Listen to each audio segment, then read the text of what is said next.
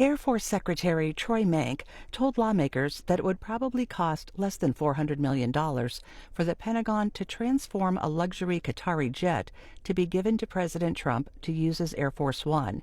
He made the comments as he testified about military readiness before the House Armed Services Committee.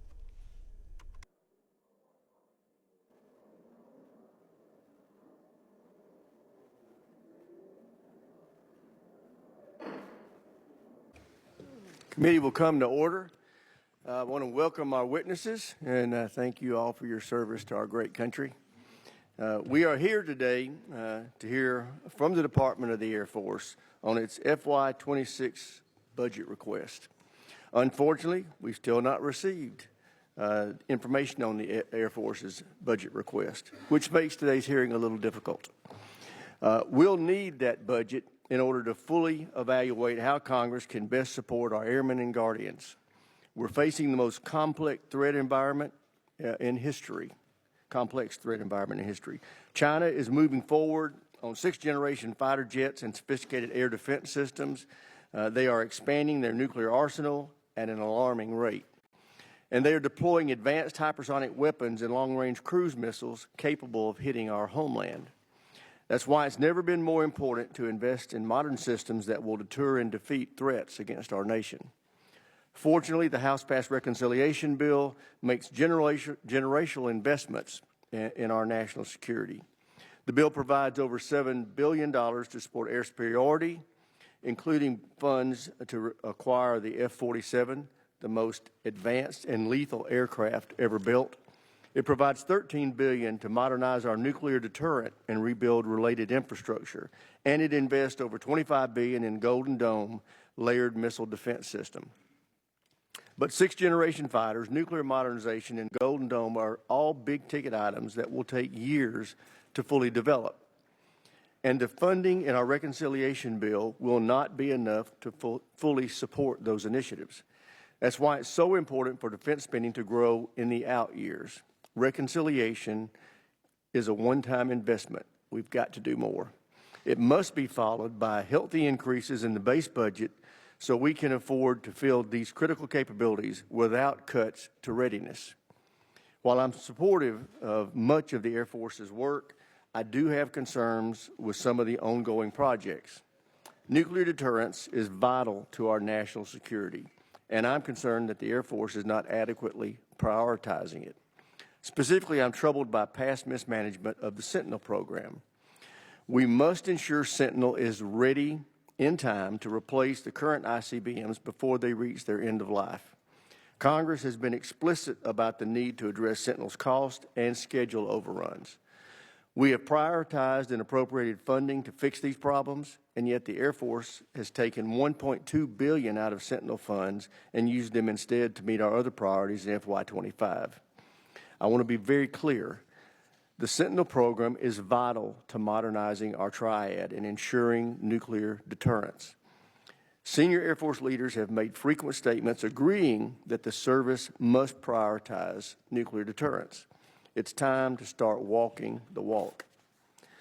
I look forward to working with you to get this program back on track. I'm also concerned with our ability to fight and win in space. Specifically, I worry that when we see the budget, it may not adequately fund the Space Force. This is one reason why we need budget details so we can evaluate whether the funding is in line with our priorities. Within the Space Force, I want to be sure we don't lose sight of our mission. Space Force got its start in this committee driven by a desire to improve the way we buy things for space. Winning the fight in space requires us to quickly develop advanced systems and platforms. Doing so starts with highly trained acquisition professionals. Every guardian supports the warfighting mission. So I encourage you to ensure that in the Space Force, operators, acquisition, intel, and cyber professionals are all on equal footing. Finally, as the department starts rebalancing the General Officer Corps, I strongly encourage you to ensure that the Space Force receives additional billets to address its unique needs as a new and growing service. I look forward to working with you to ensure our airmen and guardians have the resources they need to successfully carry out their critical missions. With that, I yield to my friend, the ranking member, for any opening statement he may have. Thank you, Mr. Chairman. And as is usually the case, I agree substantially with your assessment. And the budget certainly is where the problem starts. I mean, first of all, we don't have one. This is the latest we've gone in history, I believe, without getting a budget is very important. I know you gentlemen are not in charge of that, but to the extent that you have influence, if we could encourage the White House to get this process moving, that would be enormously helpful. It's difficult for Congress to do its job and adequately fund our needs without having the starting point of the President's budget. But the second problem is what the chairman alluded to. Within the needs that we know that we're looking at in the Air Force's area, there's a lot to cram in there, and it does not appear like it's going to all fit.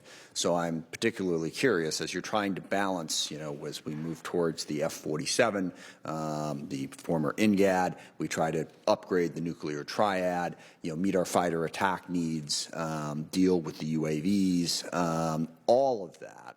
Space, how does that come together and fit into a budget that makes sense? Because it seems like, you know, we are starting a lot of programs that ultimately we're not going to be able to afford to fund all of them. So it'd be better if we made choices up front. So we're going to have a lot of questions about how does that work? How does all of these programs go forward and we still wind up with the budget that we need? In space, I am encouraged by the improvements that have been made on building a resilient architecture. Space is so central to everything we do in terms of secure communications, dealing with contested logistics. We've made a lot of progress, and I want to thank the chairman, and in absentia, thank Mr. Cooper, former member. It was the chairman and Mr. Cooper who had the vision to create the Space Force in the first place. I think that's enormously important. But we'd like to get further updates on how that architecture is being updated to make it more resilient and meet all of those very difficult needs. Lastly, as I'm sure you've heard, acquisition reform is an enormous priority for this committee and for Congress. We're going to take a big swing at it this year. We'd be curious to hear your thoughts about what that looks like. Sadly, within your department, between the tanker, the F-35, and the Sentinel, we have a lot of experience with programs that went way over budget. What have we learned? How can we do that better? And then connected to that as well, something we talked about yesterday, taking advantage of a lot of, in many cases, smaller, innovative companies that are building crucial things around missiles, satellites, UAVs, that are much cheaper and much more effective in many instances. How do we integrate those new innovative companies into the defense department so we can take advantage of the technologies and the equipment that they're building? With that, I look forward to your testimony, and I yield back. I thank the ranking member. Now I'd like to introduce our witnesses. The Honorable Troy Meink is the Secretary of the Air Force. Congratulations and welcome. General Chance Saltzman, Chief of Space Operations, welcome back. And General David Alvin is Chief of Staff of the Air Force. Welcome back, General. I want to start with you, Mr. Meink. You're recognized for 5 minutes. Thank you, Mr. Chairman. So Chairman Rogers, Ranking Member Smith, and distinguished members of the committee, General Alvin, General Saltzman, and I thank you for the opportunity to testify here today. We're looking forward to it. The Department of the Air Force is at an inflection point. We are engaging in a fast-paced race for technology superiority against a well-resourced strategic opponent.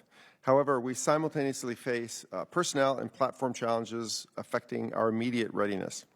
We must balance our requirements to generate readiness and project power today with imperative to rebuild our military and develop capabilities so that we can continue to deter our adversaries tomorrow. Our fiscal priorities are focused on addressing the balance between these realities and supporting national security objectives as outlined in the interim national defense guidance. The scope and severity of the threat to our homeland and national interests are significant and increasing, and we are now facing one of the most dangerous security environments in our history. The Department of the Air Force has structured our long-term strategy around the belief that China is our pacing threat, and this reality directly influences the Department's fiscal priorities. China's defense budget has nearly doubled during the past 11 years, growing 6% annually on average. U.S. defense spending has seen around 3% growth over the same period, increasing below the rate of inflation over the last 5 years, and many of our allies and partners' defense spending rates are even lower than ours. These limitations have allowed China to start closing the gap. Defending the homeland is the Department of the Air Force's top priority. We will be continuing to do so by modernizing our nuclear force, especially through the Sentinel, the B-21, long-range standoff weapons, as well as the nuclear command and control and communication that supports these systems. We're also eager to support the President's Golden Dome for America. While still in the conceptual stage, there's no question that the Department of the Air Force will have a significant role in this project. Our next priority is to deter China. We will do this through investments in our people, our readiness, and our posture within the Indo-Pacific region. We believe that our people are and will continue to be one of the nation's key competitive advantages. We are working to train our airmen and guardians to confront the brutal challenges that warfare without sanctuary presents. We are emphasizing readiness by creating new inspections, assessments, and exercises geared towards preparing our personnel for this environment. Finally, we are strengthening our posture within the Indo-Pacific region, conducting high-level operational exercises that will test our ability to deploy and operate in austere environments. Lastly, the Department of the Air Force is prepared to provide critical capabilities and forces to the joint warfighter in order to defeat our adversaries if deterrence fails. We will concentrate our efforts in two areas. First, in our ability to fight today, and second, in our ability to fight in the future. Through our current and future investments, the Department aims to establish a balance of high and low mix of combat capabilities optimized to project power both from within and outside the adversary's threat environment. The Department of the Air Force is also looking to streamline our forces whenever possible. This includes finding creative ways to remove excess infrastructure and retire obsolete inventory. We also recognize our need and responsibility to pass an audit as soon as possible, and we are working to make that a reality. The Department of the Air Force is extremely proud of all of our airmen and guardians defending our great nation and its interest every hour of every day. We commit to working with this committee to secure the FY26 budget request, which will directly support our airmen and guardians in their uncompromising mission. We thank you for your time and look forward to your questions. Thank you, Mr. Secretary. General Saltzman, you're recognized. Thank you, Mr. Chairman. Chairman Rogers, Ranking Member Smith, distinguished members of the committee, thank you for your continued support and for the opportunity to testify on the Space Force's posture for FY26. Never before in our history has space been more critical to the future of our nation. No more than ever, satellites underpin our economic prosperity, enabling everything from transportation, communication, to agriculture and finance. Space has likewise become the backbone of national security, and today's joint force is built around the assumption that space power will be there when needed. GPS allows our forces to mass and maneuver fires with unprecedented accuracy and efficiency. Satellite communications ensure command and control of operations around the world in real time. And today's cutting-edge satellites provide the warfighter with constant and detailed battlefield awareness, alerting America's forces of missile launches and threatening adversarial activity. All of these effects and more are provided by your Space Force. At a cost of only about 3% of the larger DoD budget and with less than 1% of the personnel, there's no question our nation's Space Force is a great value proposition for the Department and an indispensable national asset for modern power projection. It is imperative that we match the dramatic rise in threats and increasing importance of space with resources to arm the Space Force effectively. The Space Force has been asked to accept new responsibilities and new missions. These new missions require new resources, or we will face tough choices between delayed readiness, reduced capacity, or unaddressed vulnerabilities. To illustrate my point, in the past 3 years, the Space Force has been asked to take on critical new missions like ground and air-moving target indications, adding new space control capabilities, advanced training requirements, and a threefold increase in launch tempo at our national spaceports. The most recent addition to our mission set is the space-based technology associated with the Golden Dome program. These are not modernization efforts or shifts from legacy mission. They represent new requirements for missions that have never been accomplished by a military space organization. By FY26, we will have laid the foundational groundwork to continue these efforts in earnest. Our acquisition efforts are fully leveraging expanded authorities, enhanced contracting mechanisms, and new processes like the software acquisition pathway. If the resources are made available, the Space Force will be postured to use them effectively in pursuit of these critical priority missions at a time of increasing adversarial challenges in the space domain. To be successful in our expanding mission portfolio, we must be able to control the space domain. protecting our capabilities in space while denying an adversary the ability to use space against us. In pursuit of our critical missions, Space Force priorities have remained consistent. Build comprehensive domain awareness, deploy resilient mission architectures, and develop the capacity to hold an adversary's space assets at risk. To that end, we are developing cutting-edge sensors and networks to provide critical information to decision makers. We are bolstering our launch infrastructure and deployed proliferated constellations that are more resilient to attack. We are developing a host of innovative means to protect our satellites and networks. And we are investing in robust counter-space systems to defeat space-enabled threats to our forces and to our homeland. Driving a cultural change to increase the speed and effectiveness of acquiring these new systems will be critical to our success. In fact, this is part of the Guardian DNA, since improving acquisition was a driving force behind the creation of the Space Force from day one. Our acquisition professionals understand the unique needs of the warfighter, and these Guardians have driven efficiencies across all mission areas, saving hundreds of millions of dollars on launch services, leveraging novel contracting authorities to shave months off contracting timelines, and setting a new record for tactically responsive space just last year. All this while embracing a number of changes to our institutional culture to support improved acquisition, readiness, and sustainment, including standing up integrated units with sustainment and operations side by side, and establishing enhanced acquisition training at all levels to ensure a firm understanding of how acquisitions and operations combine to create combat-ready forces. We must institutionalize these early wins to ensure the complex ecosystems of acquisition, budget, and requirements continues to rapidly produce the equipment our warfighters need to win in space. Today, with your support, our nation's Guardians are poised to ensure we maintain our national advantage in space. So again, thank you to the committee for providing the support to make these successes possible, and I thank you for the opportunity to highlight the tremendous work that our Guardians are doing to secure our nation's interests in, from, and to space. I look forward to your questions. Thank you, General Saltzman. General Alvin, you're recognized. Good morning, Chairman Rogers, Ranking Member Smith, and distinguished members of this committee. I'm proud to represent the 677,000 total force airmen serving our nation. Thank you for your support, not only to those airmen, but to their families as well.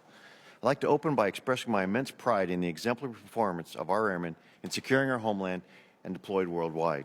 From the Indo-Pacific to the Middle East to our southern border, they are working around the clock to deliver air power anytime, anywhere. The strategic landscape has shifted dramatically.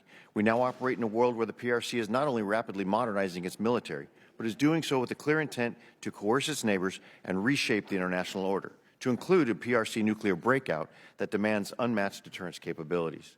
In parallel, we're seeing unprecedented threats to our homeland. Our mission is clear: maintain air power dominance and safeguard our security, deter aggression, and prevail in conflict. To achieve peace through strength, we must adapt and evolve. Reinforced by our most recent interim National Defense Strategic Guidance, our Air Force has three enduring priorities. First, we must defend the homeland.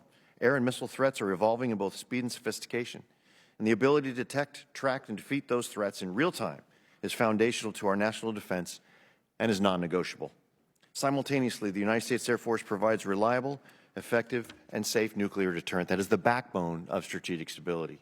These priorities are paramount, cannot fail, and must be given equal weight. Finally, we must project power globally, either independently or as part of the joint force, to rapidly respond anywhere to deter aggression and win.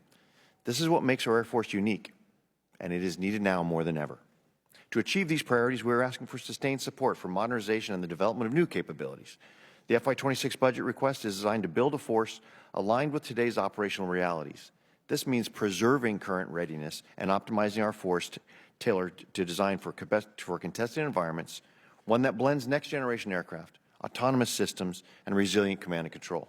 Our modernization efforts to rebuild our military include the continued development of the F-47, the integration of collaborative combat aircraft, and other possibilities to expand combat mass at lower cost. We're also upgrading the F-35 and F-15. These platforms are critical to retain the edge our warfighters need.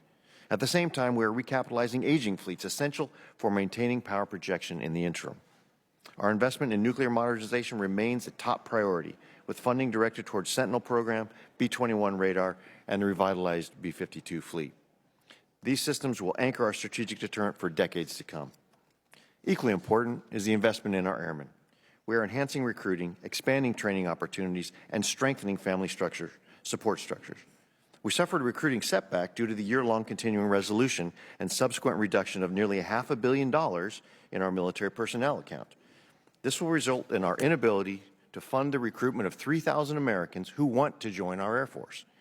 Furthermore, the reduced FY25 budget, triggered by the continuing resolution, led to a decrease in facilities, sustainment, restoration, and modernization by $642 million, directly affecting our airmen's quality of life.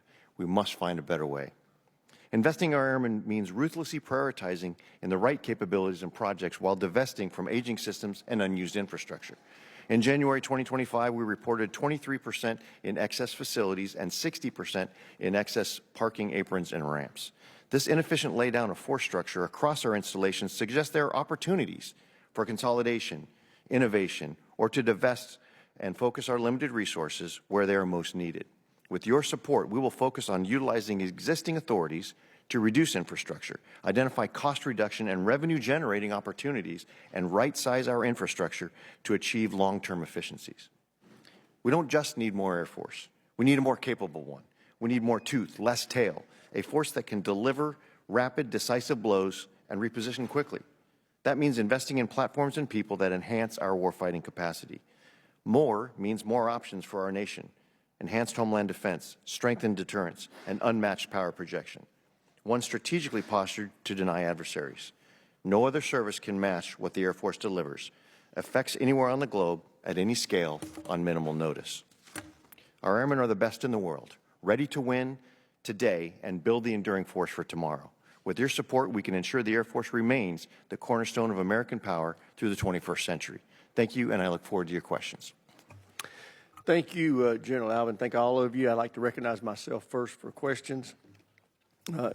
Secretary, as the Space Force works to develop the culture of warfighting in space, I want to make sure that we aren't leaving behind our acquisition guardians. General Saltzman and I have talked about this at length. Can I get your commitment to make sure that we aren't going to see their promotion rates falling behind the average promotion rates of Space Force officers in other categories? Yes, Mr. Chairman, I commit to that. Thank you. And as you are probably aware, I hope you're aware that our current defense, and some of you have referenced this, our current defense acquisition system is failing us. The ranking member and I have made it our focus this year to address that. What specific authorities or support can we provide you to fix this? I think you actually you highlighted right away with making sure that we have the right workforce and promoting the right officers with the acquisition workforce. The experience I've had is if you don't have the right team, the right experienced and educated team, that can structure the program well and execute the program. No matter what else you do, you're not going to be successful. So that's a starting. And then you have to give the team the authorities, right, all the way from being able to manage, maybe not at the high level, but the lower level requirements, the funding, all the LODs that go into delivering these systems. You have to make sure that they have that authority to do so. And to be able to have that authority that they execute quickly and in a streamlined fashion. I think it's one of the problems that we have is in many cases, technically we have a lot of authorities to do these things. It's just there's so much bureaucracy tied up in them that it takes too long. So those are the kind of things. That's what we're trying to weed out. So if your staff is already not doing so, I hope that they will stay in touch with the HAS staff and the SAS staff, because this is not just bipartisan, this is bicameral. And make sure that the language we're putting in this year's NDAA gets after the problems you just described, because we're all going to have to live with what we enact this year. And go ahead. Chairman, I would be happy to personally sit down and walk through that with you if you're interested. Well, we look forward to that. And also, it's my understanding that our newest KC-46s are coming off the line hovering at a fully mission capability rate of only 60%. We talked a little bit about this in the SCIF yesterday. I just urge you to get after that. 60% is not acceptable. You made reference to, and it's accurate, that China's defense budget has doubled in recent years. In fact, I think it was General Alvin that brought this up. We have got to address our defense spending in this country. We are at the lowest level of defense spending as a percentage of GDP since before World War II. and it's unacceptable. We're going to have to deal with it. The president has set the goal. He went over to Europe and told every member of NATO that we all need to be getting the 5% of GDP and defense spending. I fully agree with him. General Saltzman talked about the need for his department to have budget relief, as did General Alvin. We can't do it at the current rates. This reconciliation bill is going to be a nice bump, a one-year bump, but to get after the issues we talked about in our opening statements and that y'all just described is going to require sustained increases in defense spending, and I assure you that we're working to try to get there, but it's going to be important that you continue to talk about it. The fact is, the public doesn't just need to hear from the president and us. You need to be talking about it because you're the tip of the spear, and they need to hear from you what the challenges are for you to meet the threats given the constraints of your fiscal support at this point in time. So with that, I will yield to the ranking member for any questions he may have. Thank you. Excuse me, just curious. It's been a lot in the news, Ukraine's drone strikes, their effectiveness, ability, basically tiny, cheap drones taking out $1 billion worth of big, heavy equipment. How has that has it changed your thinking at all about what our needs are going forward in terms of having more of those cheaper, attritable unmanned systems, and also the vulnerabilities of some of the larger systems that we're building? How does that change your planning going forward? Or is the Ukraine-Russia war sort of unique and not applicable to some of these other lessons? I can start, Congressman, and then turn it over to General Alvin. But to be honest, I don't think it changed my opinion at all. I've been very, very concerned with that threat for years now. We've seen it within the U.S. against many of our installations and our inability to deal with those, actually probably lower threat than obviously what happened within Russia. But that's been an ongoing threat that I think we've been thinking about for a long time. And it's going to take a whole-of-government approach to deal with in the U.S. It's very difficult to defend against that sort of thing if you're restricted to only operating within the geography of your base. I think we have to work with the whole of government to make sure that we have an approach to deal with that threat, because it is huge. Specific on that in terms of, this is a system that we've been looking at that we desperately need now because of that, whereas maybe we shouldn't build all of this because it's really expensive and really vulnerable? If I could, I'll turn to General Alvin, maybe take a couple of those. Thanks. And Congressman, you make the right point where we shouldn't learn too much and we shouldn't ignore what happened in Ukraine, because there are geography dependent, context dependent. But I would say that when something like this happens, it turns the idea of small and less expensive capabilities from an academic conversation to a real conversation, because we've seen it. And so understanding the context that made it successful and those which might be limitations is important.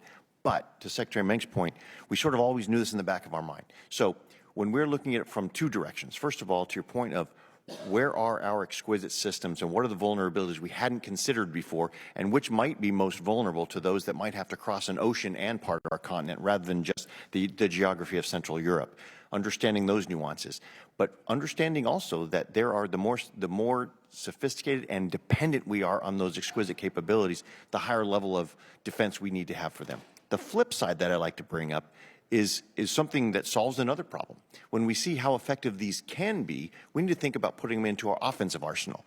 And that's what we're looking at. The United States Air Force, our change and our new force design understands this sort of range of capabilities to include those when they can be responsive at low cost and be disruptive. So there's an offensive thing we need to consider on this as well. Somewhat connected to that is the whole Golden Dome concept, and I have a number of different concerns about it. It reminds me vaguely of the future combat systems that the Army cranked up 30 years ago, where it was like, we know we got to do a lot, so let's just put a name on it and say we're going to do everything, and it's all going to work. It was a complete disaster. And the Golden Dome idea that there's one system that's going to protect everyone, it is a lot more complicated than that. So I don't have that much time, so I'm going to put both my questions at you and then see. So number one, are we really going to make smart investments about systems that have real-world application as opposed to engaging in some fantasy about some perfect system? How much money could we potentially waste on that? And number two, I haven't seen anybody in the White House or around this system, talking about the implications in terms of how destabilizing it can be in the long-running understanding of how to prevent nuclear war, which is that it's not winnable. Both sides need to be vulnerable. If the message starts to get out there, we're going to build a golden dome so we can be protected and we might win, that can be incredibly destabilizing. Now, there's probably ways to manage it, but the fact that nobody working on this is even talking about what we say to the Russians and the Chinese about this is a little bit concerning. So in 44 seconds, can you hit those 2 points?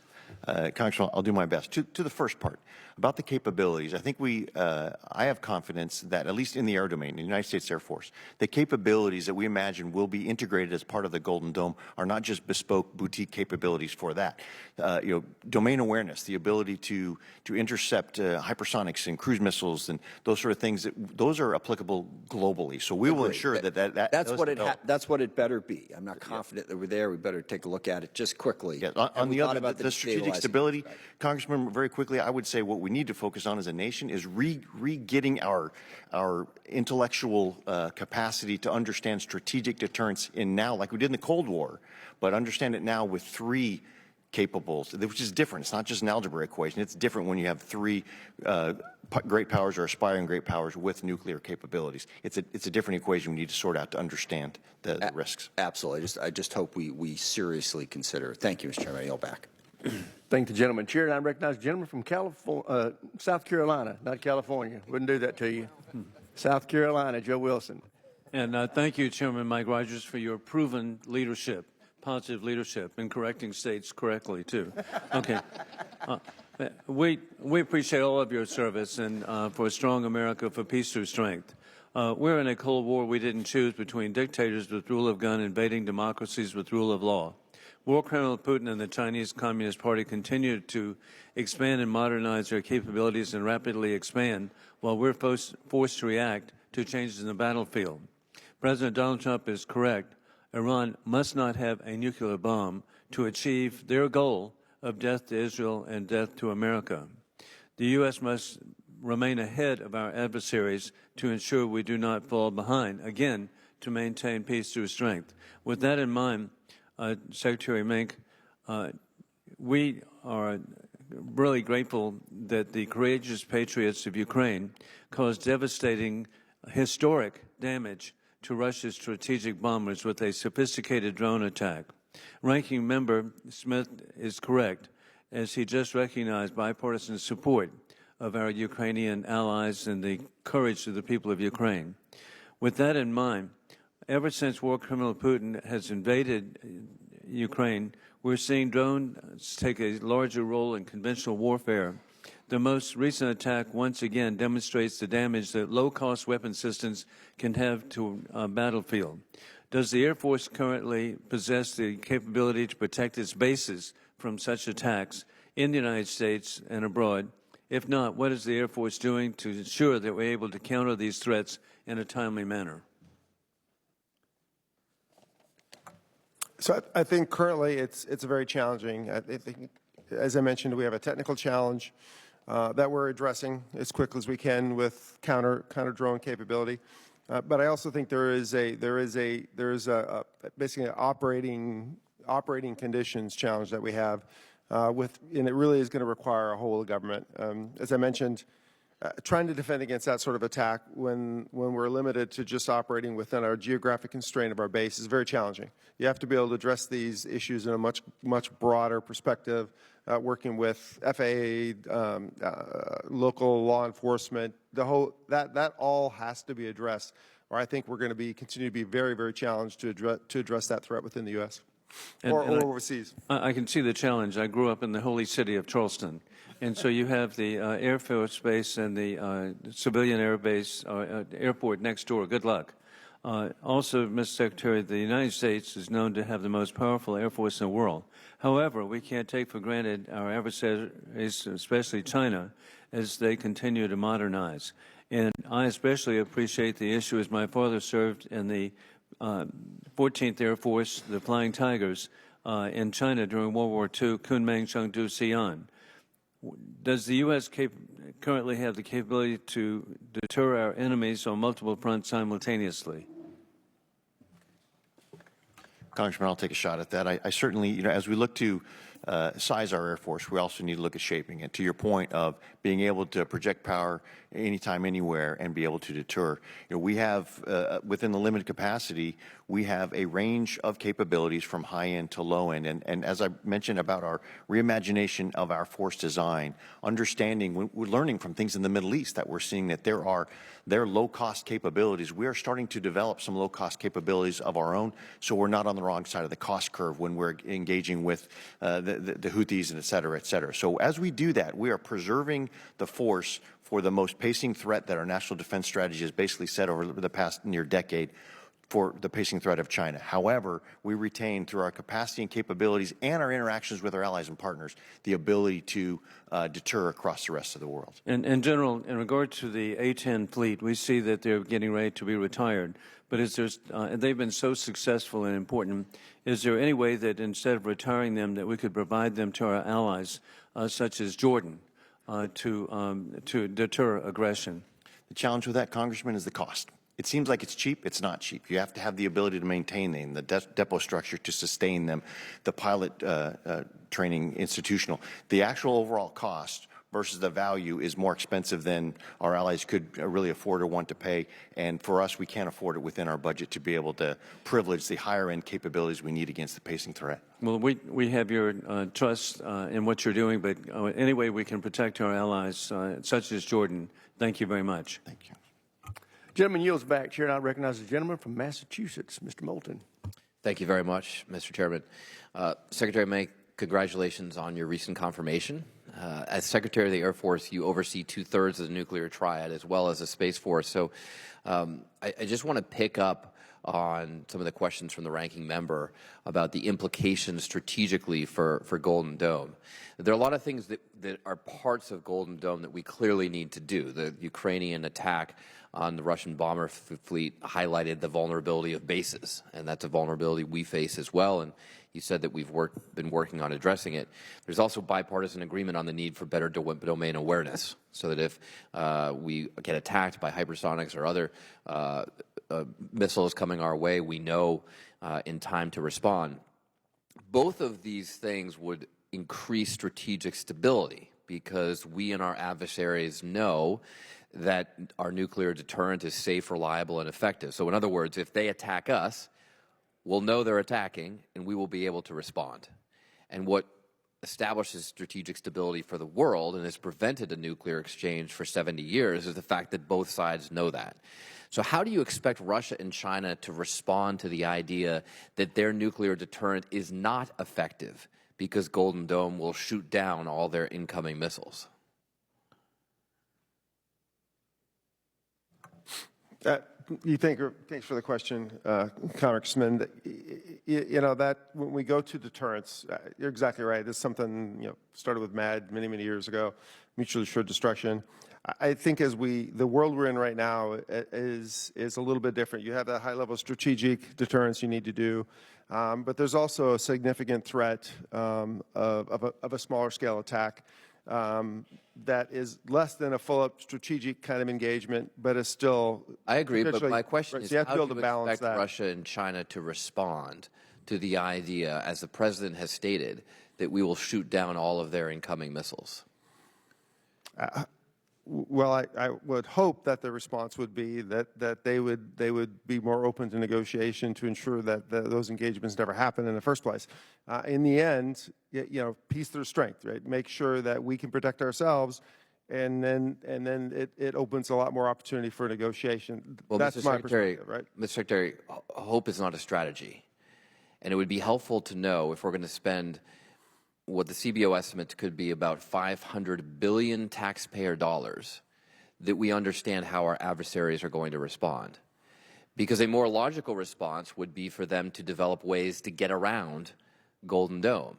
That's exactly what they've done ever since President Bush pulled out of the anti-ballistic missile treaty in the early 2000s. That's why they've developed hypersonics, to get around those defensive capabilities.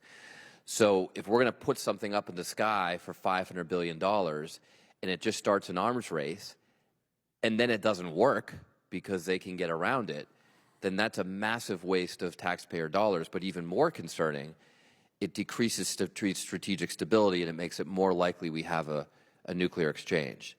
So what is the administration doing to just to develop a philosophy, a plan, a strategy for how this thing is going to work? The enemy gets a vote here. The enemy does get a vote, and I would say two things. First off,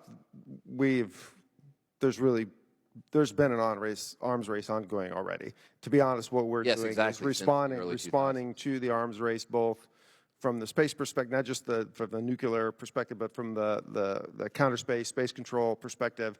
The U.S. has actually sat idle for quite some time and allowed the Chinese to make huge advances and really, in some cases, gain the high ground in that area. So sitting back and not doing what's necessary to defend ourselves has not worked. Mr. Secretary, the high ground in what area? Well, actually, unfortunately, Congressman, they've made significant advances both in space, air, maritime, across the board. They've made significant advances. Where have they made the most advances? Sort of percentage-wise, where have they increased their capabilities the most? I think their fielding of their space systems. I would agree. Space system, but I wouldn't underestimate. Mr. Secretary, I'm running out of time, but I agree that space is where they've expanded the most. So why are you cutting the space budget? Why are you cutting our space budget? So the final total budgets have not been released, but we've never gotten budgets later in history. Talk about it. But what we know right now is the space budget is going to be cut. So you have no theory for how Golden Dome is going to work, but we're doing it because China is increasing in space, and you plan to cut the space budget. That doesn't sound like a good plan, Mr. We do have I think we have some pretty good ideas of how Golden Dome would be developed, and I think we'd like to hear those ideas. Here I recognize the gentleman from Virginia, Mr. Whitman.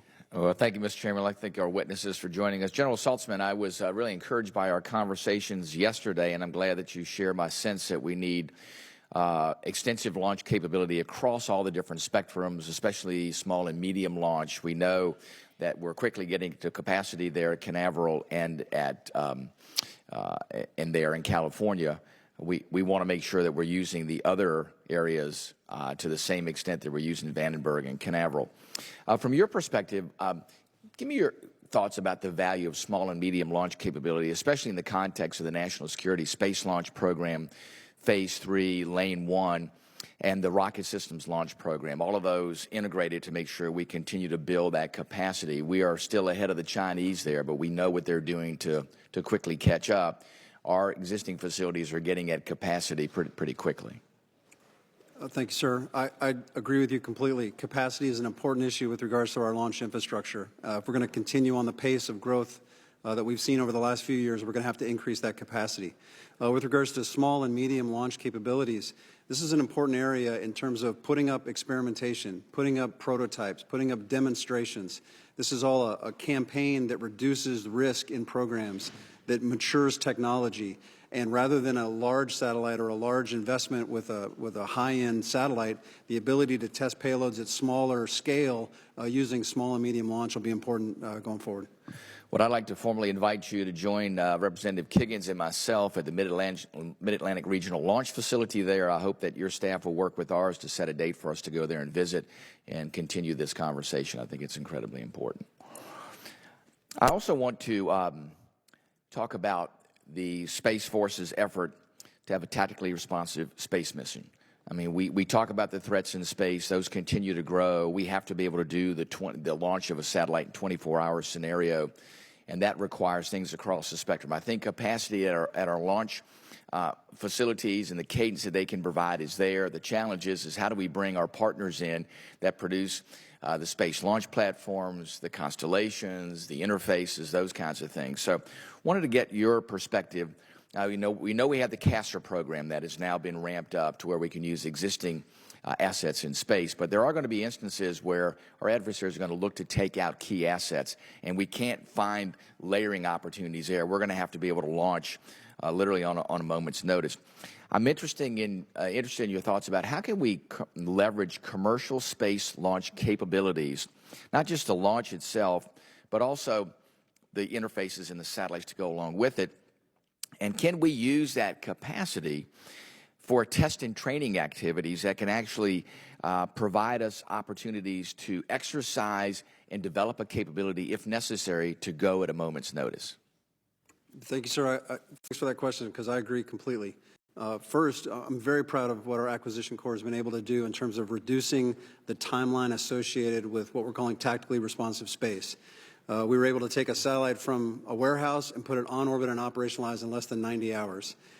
We were going to beat the 24-hour launch order to orbit. 3 hours of weather kind of got in the way. We did it in 27 hours. We really reduced all of those to really provide a real capability. Your point about test and training is spot on, sir. The ability to buy capability, and maybe it's there for an insurance policy, but because we can't just pay hundreds of millions of dollars for an insurance policy, to use it on a routine basis to add test and training capability on orbit, and then replenish that with the next reserve launch capability, I think is a good strategy that we're exploring. Very good. Thank you. General Alvin, you have a pretty complex calculus problem in front of you to go ahead and modernize tactical aircraft, strategic aircraft, all the different elements there, modernizing our nuclear deterrent, both aircraft and with missile platforms. Give me your perspective on how do you do that? How do you do that, too, in a realm where there may be a little infusion of resources, but if you look longer down the road, we're going to have to find ways, I think, internally to make best use of the resources that we already have. And then you talked a little bit about maybe redirecting resources and being able to maximize the efficiency of what happens within the Air Force structure. So just give me a quick viewpoint on that. Thank you, Congressman. I say very quickly it's two parts. Yeah. The first of all is do what we have been doing more recently, which is more clearly articulating what we think the value of air power is to the nation. Yeah. And that lets the Department, the President, and the Congress decide how much Air Force that they're willing to resource.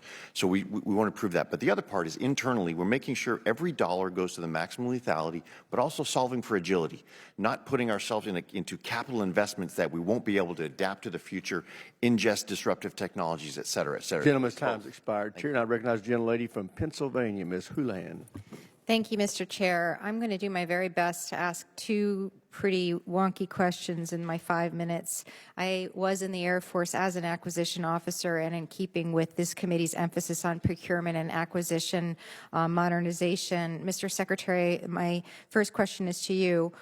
We've long been supportive on this committee of the Air Force's innovation efforts, particularly through AFWorks and the Agility Prime program.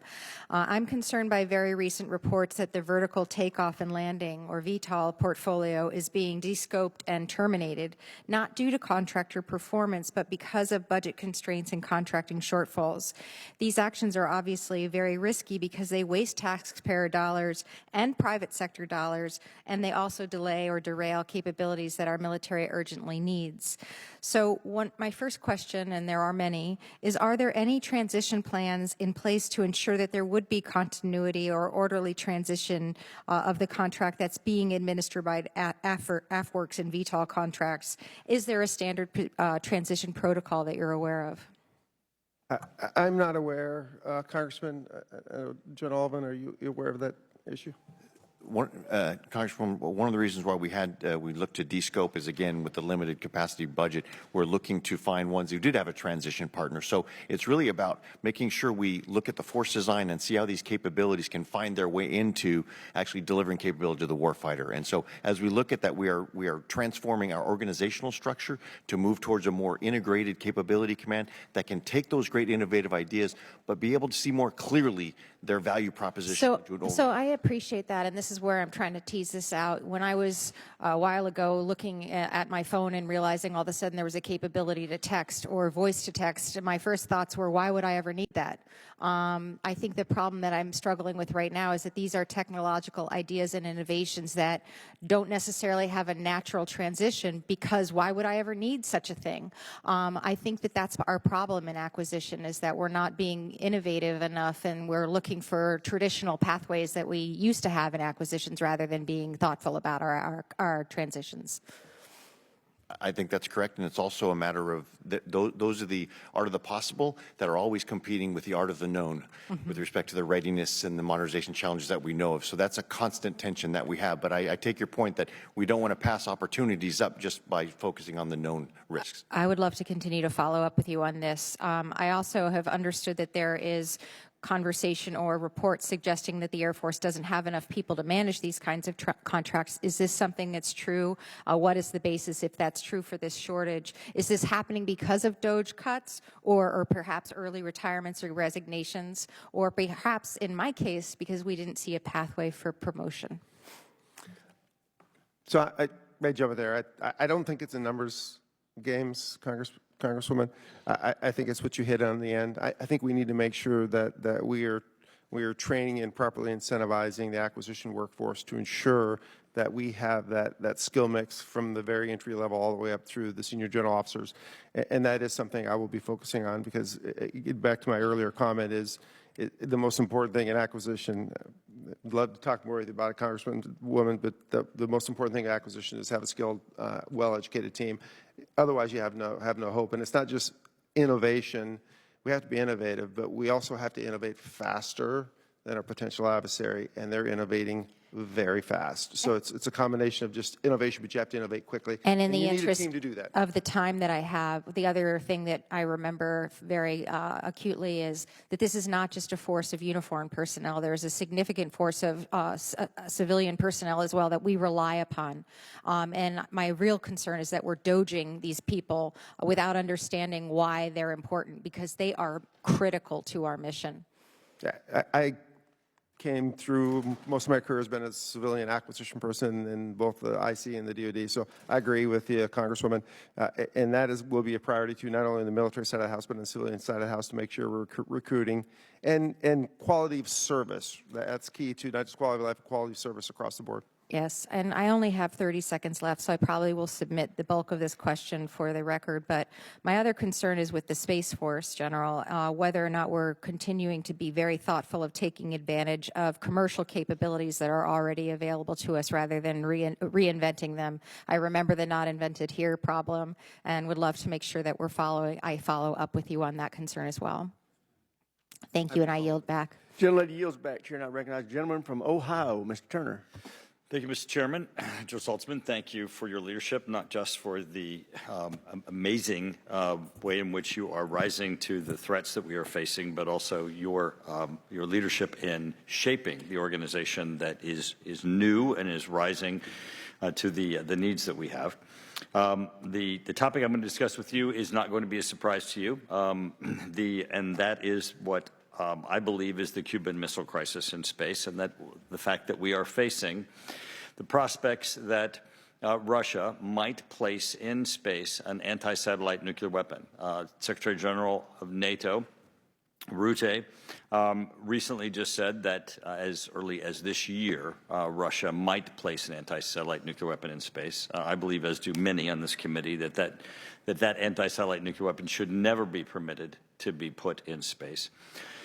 You, I believe, coined the best phrase ever, and that was, you said, if that went into space, it would be day zero. And many people think of that if an anti-satellite nuclear weapon was in space and it was detonated, that would be day zero. But you identified it being placed in space as day zero because you said that would be the day from which we would no longer be able to depend on space, because the very next day it would be irresponsible to depend on space, because if it was detonated, as Dr. Plum has said here, that it would wipe out everything in low Earth orbit, and low Earth orbit would be uninhabitable for up to a year. And it would take trillions of dollars in technology that we don't have in order to be able to respond to that loss.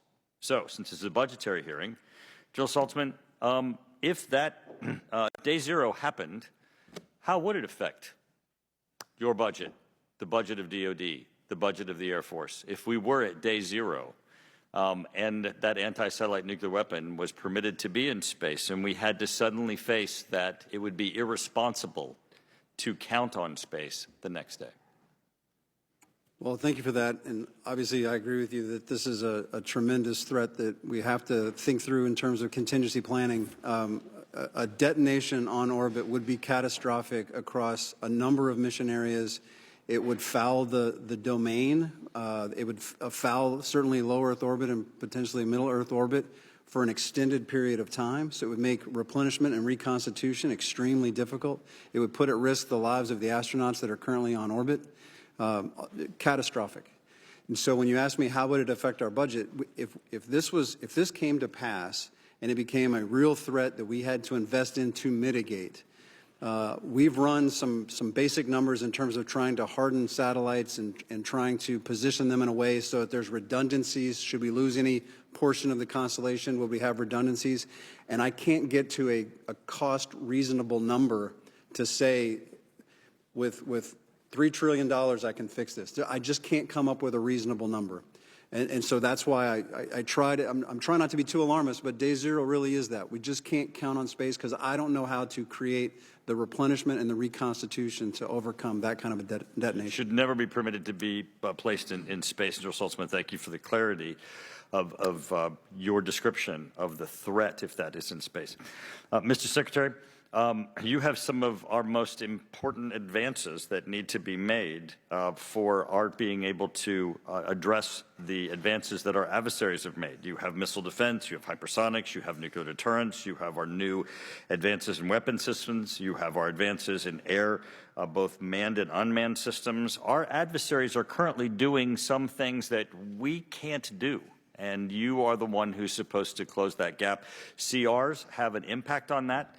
How are you going to close the gap? And could you please give a commercial as to why Congress should stop giving you the impediment of continuing resolutions that affect your ability to close that gap?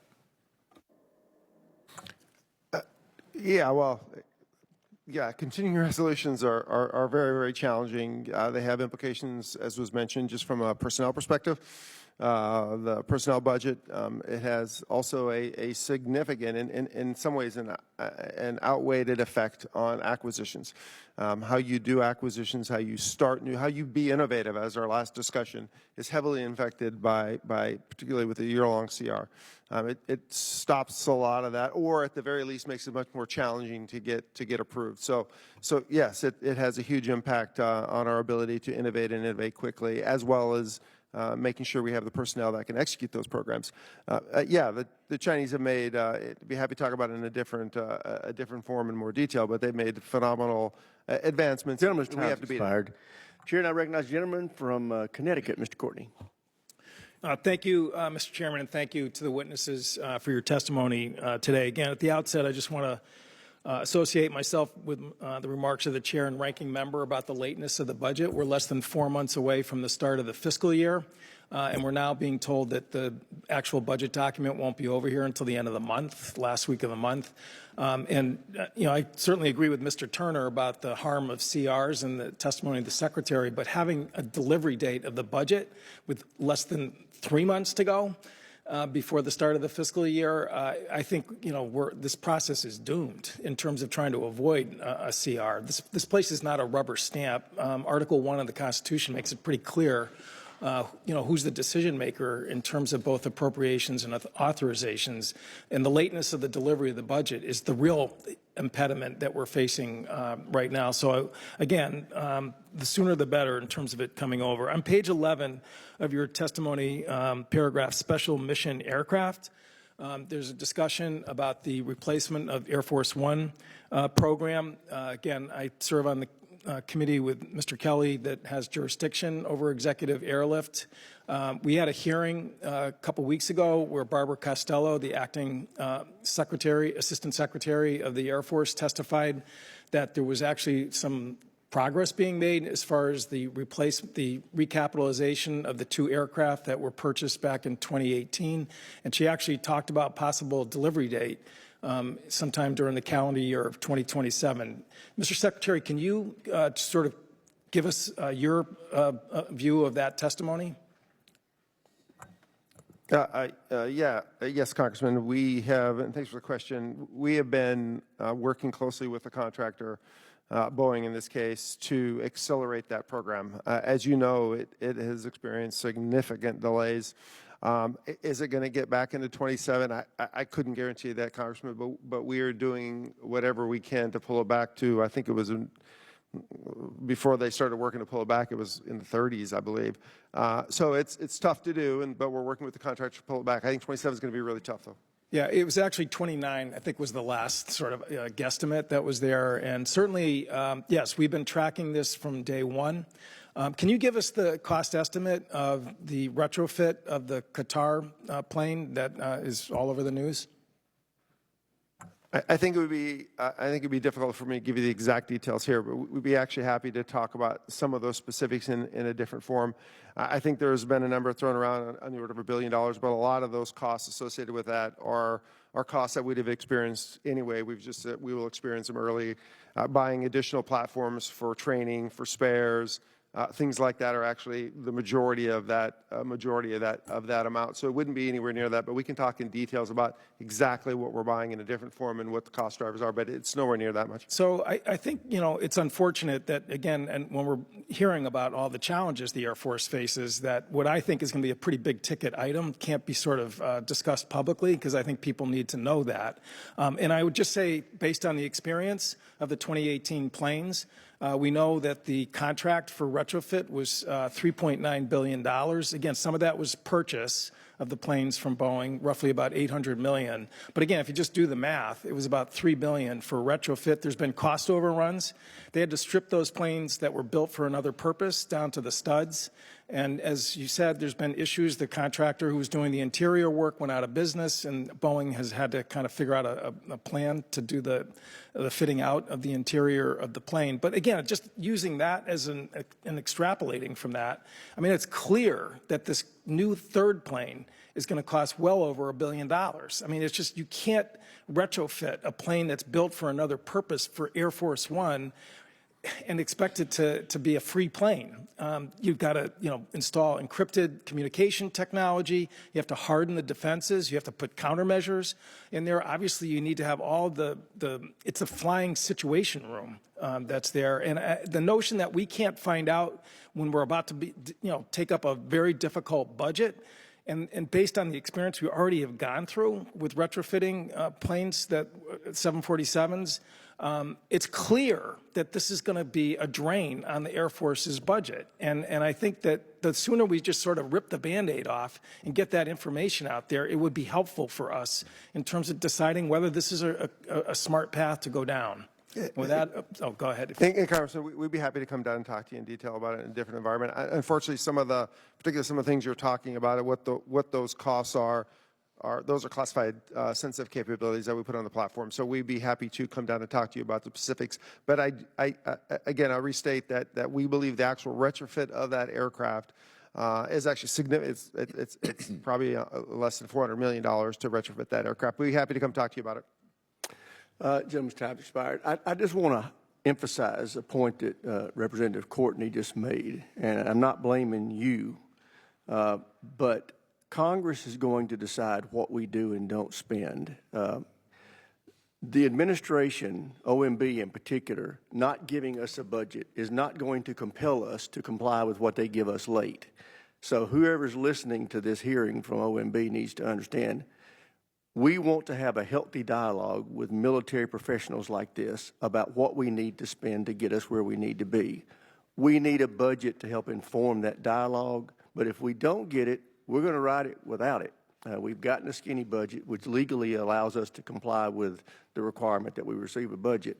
So there's no reason not to get us some information, but I think Mr. Courtney is right, and we all need to acknowledge the fact that being delayed with that presentation is not helpful.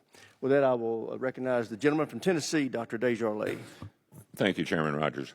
General Alvin, I appreciate our meeting yesterday and also your comments about doing everything we can to accelerate Sentinel.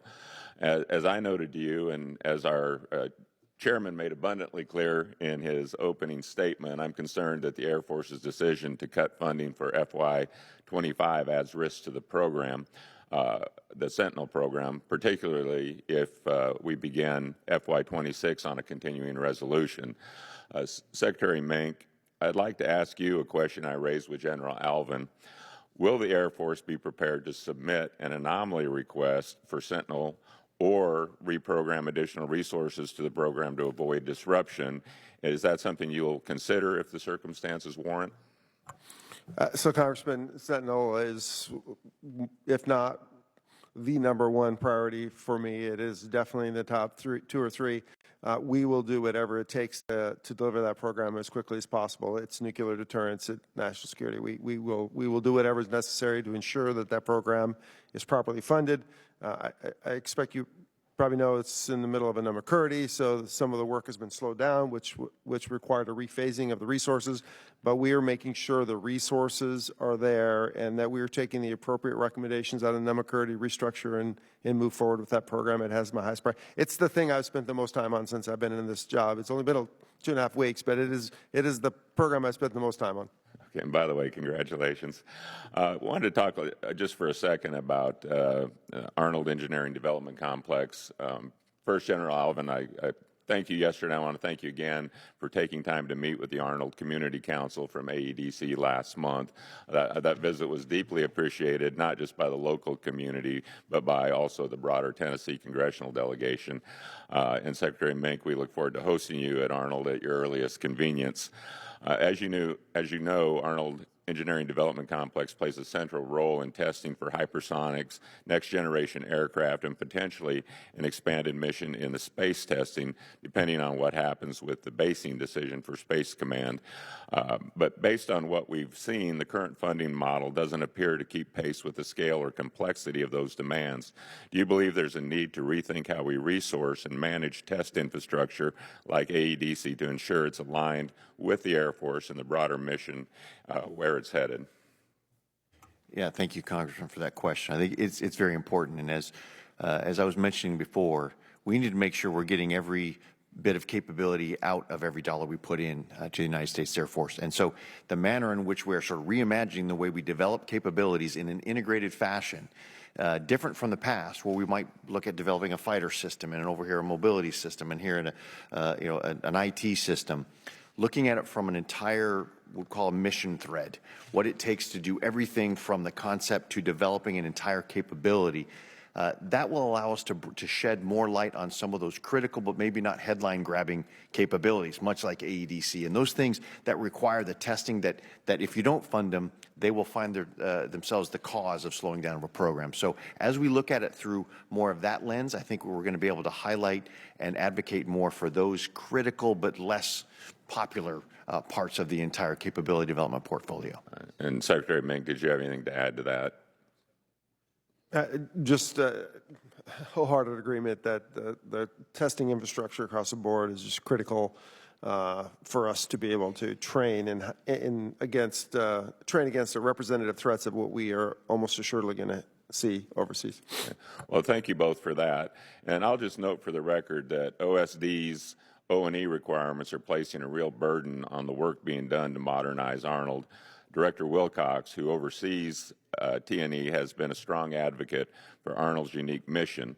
But as far as we're aware, there's no clear path to address this through NDAA, only through OSD's internal policy direction.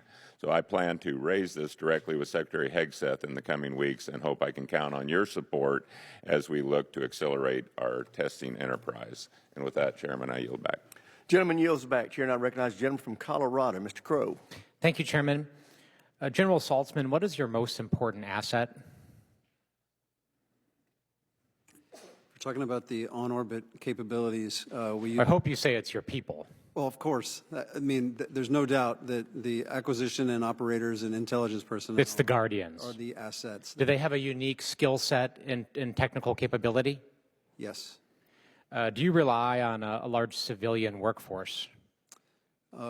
In relative comparison, probably. It's about 5,000 civilians in the Space Force of our total, less than 15,000. So about a third, over a third, which is larger proportion than most services. Yes, sir. Secretary Meink, would you share that assessment that your most important asset is your people? Yeah, definitely, Congressman. and that your people have unique skills and capabilities, Yes, they do. and that the civilian workforce is an essential element to your mission? Yes, across the entire department. General Saltzman, can you force your civilian workforce to move? Not most of them. But Guardians, active duty service members, you can compel to move, but you can't go to a civilian and say you have to relocate, you and your family. With very few exceptions. They can leave. They can actually leave employment if you do that. Correct. What would happen if you lost half of your civilian workforce for a major unit or capability? It would, that unit would be underperforming. Is China moving really fast? Yes, sir. Are they moving faster than us in some capability and some technologies? I don't know how to measure speed of certain capabilities, but they are definitely moving fast in counter space capabilities. For So if we slowed down one of our capabilities, would that put us at a strategic disadvantage? I do not want to slow down development of any of our capabilities. Secretary Meink, U.S. Space Command is headquartered in Colorado. It's at full operational capability, and it relies substantially on a civilian workforce, correct? That's correct.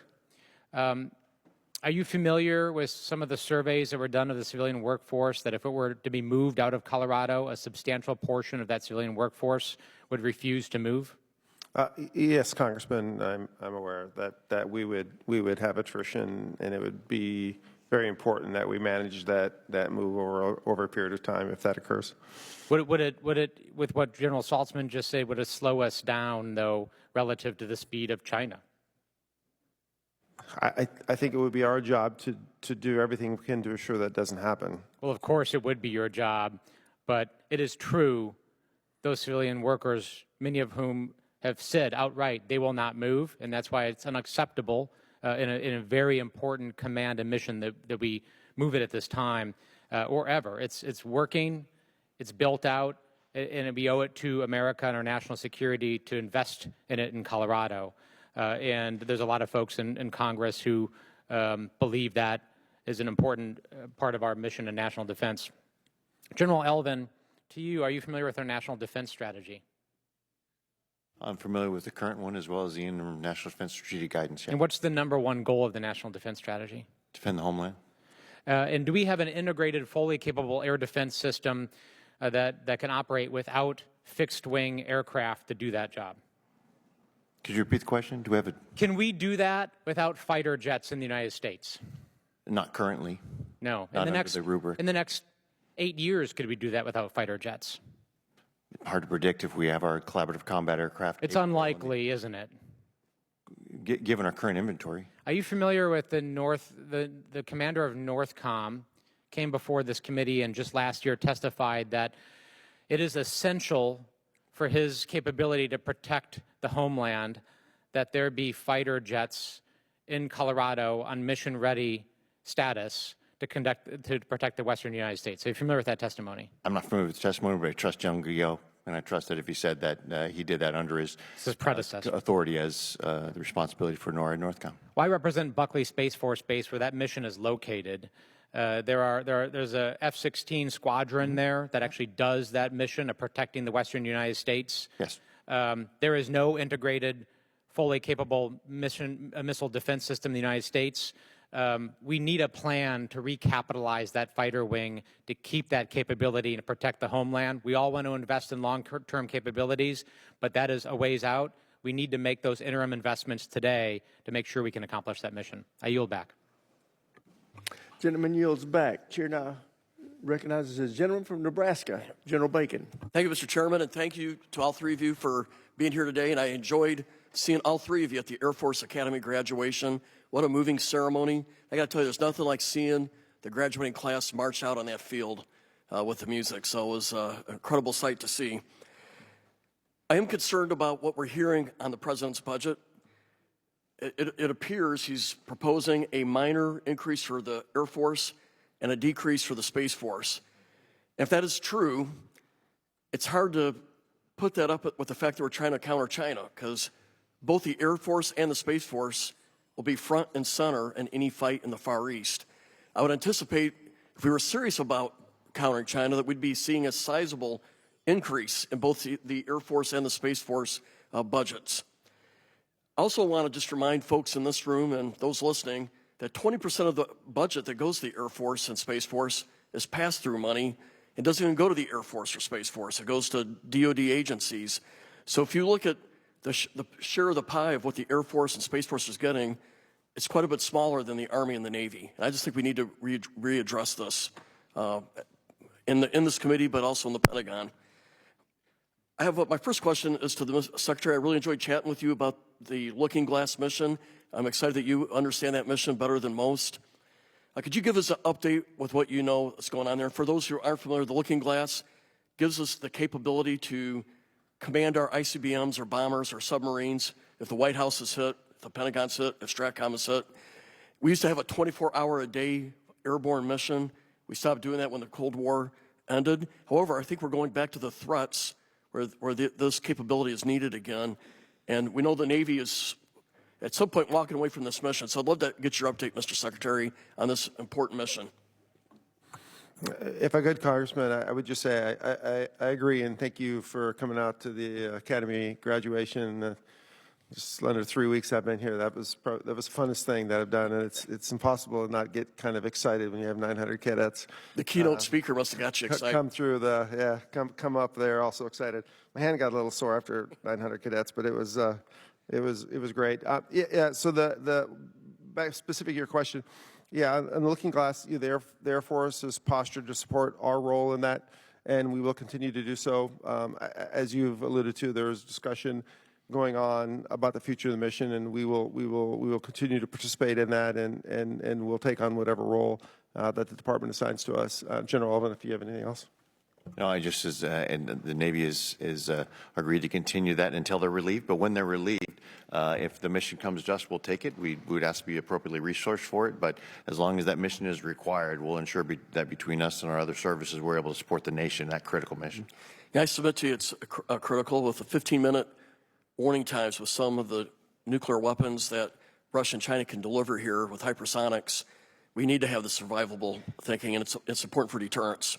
They need to know that no matter what they do, they can't decapitate us, that we have the ability to respond.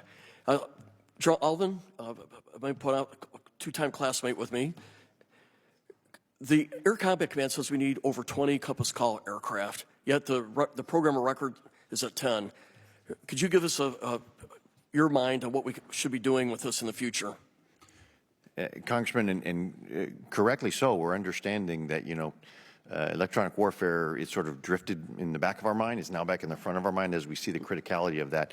The great thing about EA-37 is once we put, as you know, once we put the operators in the back of them, those things, they are creating new and interesting ways to really put dilemmas in the minds of the enemy. So that the program of record right now is 10, and understand those ACC puts a requirement is higher. This is a matter of resources. Is it this or munitions? Is it this or tankers? Is it this or other things? All of the things we need. But I will tell you, we are understanding how we can squeeze every ounce of capability out of every platform that we get, and they all go into the big prioritization. General Saltzman, what are the one or two things you think you need to do first to posture the space for the Golden Dome? Well, I think as we look across the portfolio of things that we already bring to bear, whether it's sensors, whether it's the data networks that have to move the data quickly, the software that enables rapid decision-making, even before we get to the effectors that actually can mitigate the threats, that all has to be stitched together. So we're doing the mission analysis, and I think that's the first thing that has to be done. Which systems are required to put together so we can move data to the right places and most effectively orchestrate a very complex mission set. So we got to do the mission planning first. Okay. Thank you. With that, I got 1 second left. I'll give it back to the chairman. Thank you. Chair now recognizes the gentlelady from New Hampshire, Ms. Goodlander. Thank you, Mr. Chairman, and thank you to our witnesses for being here today. I really appreciate it. I appreciate your testimony at the outset about the importance of an audit. It's something I care about deeply. It's something that's important to my constituents and their public trust in our military. And I wanted to ask you, Mr. Secretary, if you could tell us more about the concrete steps you're taking to ensure that the Department of the Air Force passes a clean audit this fiscal year. Thanks, Congresswoman. Yeah, we spend quite a bit of money in the military. Want to make sure we are good stewards of the taxpayer and how we do that. My previous job, the organization I worked in, we actually had 16 clean consecutive audits. So I do understand the kind of the steps that and the things that are required to do that. Obviously, this is much larger scale. So I'm in the process of actually assessing where we have our deficiencies and then laying in a plan to go after those. I just signed out a note to put the Undersecretary as one of his primary jobs is to ensure that gets accomplished. But the fundamental thing is, Mr. Secretary, for identifying those deficiencies. So those deficiencies, with the past audits have been, many of them have been identified. I think the question is what do you do? Again, what's the as you probably know, Congressman, what do you do to address those deficiencies? Yes. Some of them can be very challenging. Some of them is just tying together all the systems that manage the data, manage the finances. Those can be really challenging steps, and so identifying those deficiencies, budgeting to fix those things, right, and get them right is what we're going to be focused on. Well, would appreciate the chance to hear from you in real time how your progress is going and what this committee can do to support you in that effort. We've got the National Defense Authorization Act, which is one of the reasons I came to this committee. It's knocking on wood, 63 years in running, a bill, and we'd very much like to work with you to be sure that you can join our colleagues from the Marine Corps in passing a clean audit as soon as possible. I wanted to also ask you about, another issue that matters a lot to my constituents, the right to repair. Could you tell us a bit about your understanding of what the right to repair means? To me, the notion that our military cannot repair our own equipment and weapon systems and aircraft is an outrage. It's costing us billions and billions of dollars to the taxpayer. It's delaying our military readiness. It's a driver of waste, fraud, and abuse, and we're all very committed to cutting down on waste, fraud, and abuse. So I wanted to ask you, we heard from Secretary Driscoll yesterday about his commitment to ensure that going forward, any contracts and the way that the right to repair is undermined is really through highly obscure and technical provisions in our contracts, that going forward that doesn't continue, and working retroactively. So can you tell us about your efforts on this front? So first off, as with Secretary Driscoll, I gave you my commitment that this will be something that we will ensure contracts going forward, that we have full flexibility. And I think, as you alluded to, there's a whole spectrum. It can be all the way from the contractor has the full right and authority to do that to, even if they don't, the government doesn't actually have enough of the technical specs to actually do it, so we're still relying upon the contractor. So one of the things I've been doing, and there isn't a one-size-fits-all, because it varies across the different contracts we have within the department, looking into the conditions are different, and we're going to have to go in and address every one of those conditions in a little bit different way.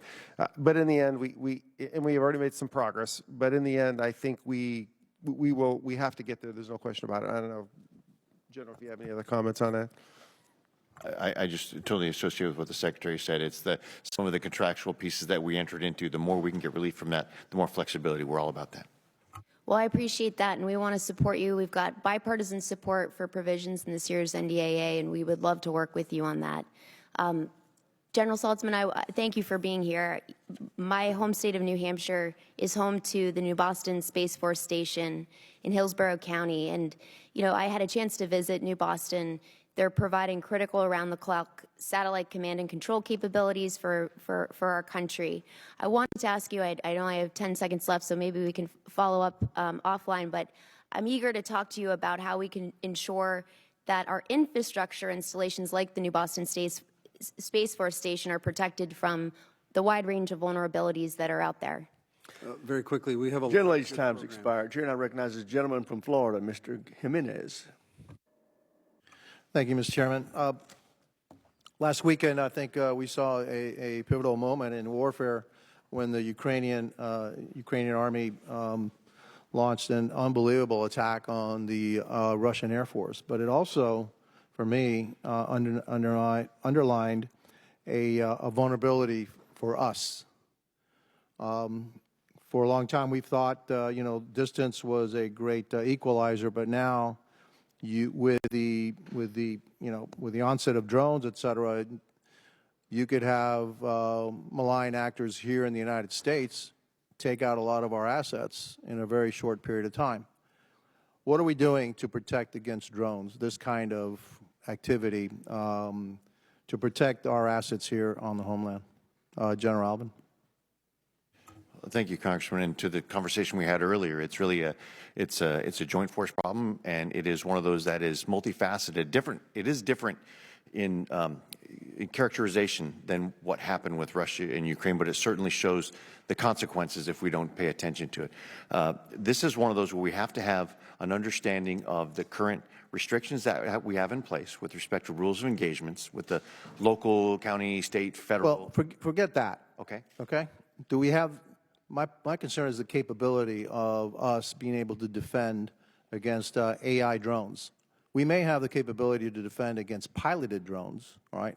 But I've always been afraid of AI drones that are unpiloted, and that you basically have to knock them out of the sky. You just can't say, okay, you can't pilot it anymore, and they fall to the ground. That's not the case anymore. I'm worried about our capabilities there, all right? And that's all I'm going to say. And also, not only for our military, but also on our civilians and our civilian transportation infrastructure.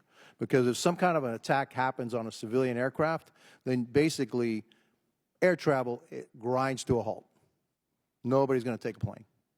And so I would hope, Secretary, that we're on this, and not only just for protecting our military assets, but also our entire transportation network.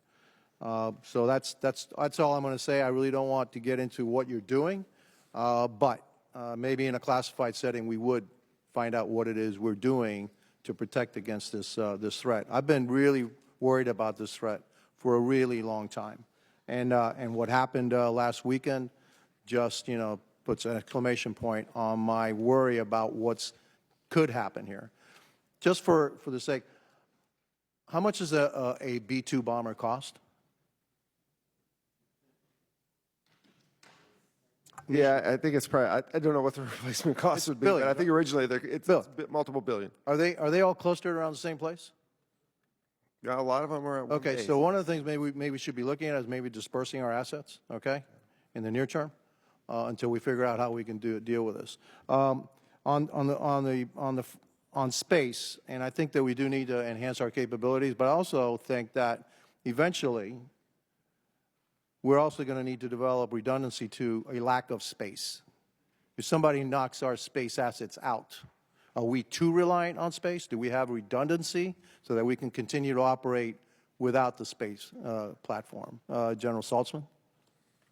No, I don't. I think there are missions we're doing from space that we can't easily just redundantly cover if we were to lose space. Well, I think if we're too overly reliant on space and we don't have redundancy, we're asking for trouble. Because everything that we can put up can be taken down.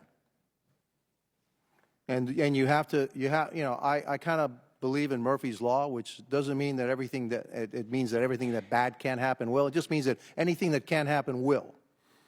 And so let's not rely too much on space. I'm not saying invest in space, absolutely, okay, and try to defend it as much as we can, but just in case it just get taken out, we can't be helpless as a nation. And so, Secretary Meink, I'm asking you again, do we have redundancy? Are we developing redundancy to space? Again, that's another question for another time. Are we investing in directed energy? I think at this level we can say yes, we are investing in directed energy. Okay, very, very good. And I guess I have 15 seconds left, and I guess my time is up, and I yield back to the chairman. Thank you. I would follow up, let the gentleman from Florida know that we have been for many years developing directed energy capabilities, and it's maturing at a nice clip. What you just saw happen in Israel with Iron Beam is part of our investments, but yes, and a lot of it, I'd be happy for you to learn more in a skiff, but I'm very proud of that technology, and it's got great potential in the future. With that, the chair now recognizes the gentlelady from Maryland, Ms. Elfreth. Thank you, Mr. Chair. Gentlemen, thank you for being here and good morning. I echo the chairs and the concerns you heard from both sides of the aisle of this committee around the lateness of the budget, and particularly Mr. Courtney's concerns around having an open, honest, and transparent conversation about the future of Air Force One. I'm going to start with a local issue and then expand to a national issue. We've talked about A-10s quite a bit. I know that you all talk about the future of A-10s quite a bit in every one of our states, but as you well know, Maryland's National Guard, our 175th wing, is unique. It comprises both the flight component and the cyber component, which I'm very grateful for the expansion of that cyber component. But with the divestment of the A-10s, we'll lose that flight mission, but the cyber component is not yet stood up. And so there's going to be a bit of a gap in our mission, and I would just love some greater clarity. I guess General Alvin, about CyberWing's expansion. When do you expect the full operational capacity? What's our planning to manage this transition period? I'm giving you all this at once. And then how are we coordinating with Cybercom in particular to properly integrate this expanded wing? Well, thank you very much. And it truly is a key mission going forward in a growth industry in the cyber wing. So we want to go as fast as we possibly can. So it really is not going to be a gap of sorts. It'll be a gap from full capability to full capability. But we expect the sundowning of the A-10 mission by the end of fiscal year 25, so in about 5 months. But in October is when we start building, and we expect within 36 months of that, we will have an initial operation capability. But in between times, we will slowly be gaining missions. So there will be things we're already be doing, just robusting up in both capacity and sophistication. And then having Fort Meade right up the street is one of those where we're going to be able to leverage that capability to bring that on as fast as possible. One of the advantages is the greatest asset that we have in a cyber wing are the personnel. And so being able to attract that talent in that area is one of the big advantages there. And it also reduces the ability for potential extra MILCON that would go with another platform coming in. So we're going to be aggressively standing up between 1 October 2025, beginning of 26, 36 months later, we're looking to get IOC, and we'd like to get it sooner. I would like to get it sooner as well. And Mr. Secretary, just following up on that, our air wing in Maryland, we've seen 8 combat deployments in just since 2001, just over 23 years. My Governor Westmore, recently sent you a letter, I believe it was last week, asking for a meeting. I appreciate you've been on the job 2.5 weeks. But to expand in detail on what the General just shared, can I ask for a commitment right now, you and your staff, to meet with my governor and the Maryland delegation to walk through this so we have that seamless transition? I'd be happy to. Okay. My staff will follow up with your staff literally as we walk out the door. Thank you very much. Okay, thank you for that. Moving on to General Saltzman. Well, actually, to everybody at the panel, I bring this up, I'm a broken record, but I'm really proud that my first CODEL, being a member of Congress, 153 days so far, was actually to Vandenberg, and I greatly enjoyed that experience. It also kind of opened my eyes to physically seeing you have a solar field. You're generating energy at Vandenberg, which is very exciting. We talk about energy resilience and capability, particularly as we're overly relying on 50 states for energy generation and delivery. So you have a solar generating farm, but you have no storage. So it gives me great pause to think about our vulnerabilities, both just from a grid system, but also our vulnerability from foes. Very easy to disrupt readiness capabilities when we don't have energy to and from. So if you could speak specifically to Vandenberg, General, and then Mr. Secretary, your plans to, obviously the low-hanging fruit is a Vandenberg, but I would love to hear your plans on how we're going to make sure our installations are energy independent and resilient as possible from a readiness perspective. Well, thank you for that, and appreciate you coming out to Vandenberg and taking a look at all the great people and mission they're doing out there. I couldn't agree more that energy resiliency is operational readiness, and especially in the Space Force, where we do most of our missions from our in-base locations. We don't have to deploy to do space operations or launch operations. And so we take it very seriously. We do mission continuity exercises on a routine basis to uncover where the particular shortfalls or vulnerabilities are. We flow those back up to try to make sure we're as resilient as possible. The other initiative that we've taken on is a weapon system infrastructure accounting drill, making sure that when we talk about power generation, it's a part of our readiness account. We haven't traditionally done that. That's not something that other forces have to do to the same degree we do. So we're redesigning how we have transparency of our readiness in that kind of infrastructure. And I think that'll... Gentlelady's time's expired. Chair now recognizes the gentleman from Texas, Mr. Luttrell. Thank you, Mr. Chairman. Gentlemen, thank you for coming to see us today, and thank you all for your service. Ms. Elfrith and Mr. Wilson actually started this conversation about the A-10s. I think I got lost in space when I was talking. I'm not talking to you when I say that. That the A-10's shelf life is gone, and then we're going to create the next asset. I think that's a horrible idea. I think the A-10 is probably one of the best creations we have. And I've been in the theater of war calling that plane in, and it has saved my life countless times. And there's nothing more terrifying than that flying bathtub with bombs and that gun hanging off the front of it. And I think we're in a bad spot. If we clack off somewhere and we put boots on the ground, that's going to be the asset that we're going to be flying overhead. And I'm not taking anything away from everything else that we have, but I felt like I needed to say that because, again, that plane has saved my life and my teammates' lives more times than I can possibly count. I'm going to shift gears. I'm going to talk hypersonics. Mr. Secretary and Mr. General, you guys can kind of pick which one's going to answer this. I have a list of the weapon assets and the weapon systems that China and Russia have right here. And General, you said rapid modernization, evolving, kind of evolution of technology in the PLA. I think they're there. I mean, I think we're kind of looking at them as that's kind of the bar that's been set. Very focused in on hypersonics. Can you give me a current briefing on where we are and when that capability and that asset will be able to be employed? I can give you the broad brush at this classification level. Yeah, absolutely. Yes, sir, I understand. Broad brush, and it's interesting because when you juxtapose, the rapid advance in technology and going to hypersonics, and you compare it to what we all love, which is the A-10. The second question, this is sort of the answer to the first. Those sort of things are making that awesome A-10 less and less survivable. The most important thing for us I'd agree is with to you ensure if we had hypersonics that worked. Well, I would say it's not only hypersonics, it's the other advanced capabilities are going to be more survivable for our boots on the ground in the future, given the enemy capabilities, than the A-10, which we all love. In the element of hypersonics, at this level, I will tell you that we are developing, and you'll see in the budget submission, assuming it's what we had put forward, 2 different programs. One is a larger form factor that is sort of more strategic long range that we have already tested several times. It's called Arrow, and the other one is HACM. That we go. We'll just leave it at there. But there are 2 systems that are now continuing to develop and moving beyond the RDT and getting into the procurement range in the very near future. And I will be happy to go to higher classification level, the specifics of both of those. But we are accelerating in our development, not only of the technology, but of the procurement of the capabilities that it'll create.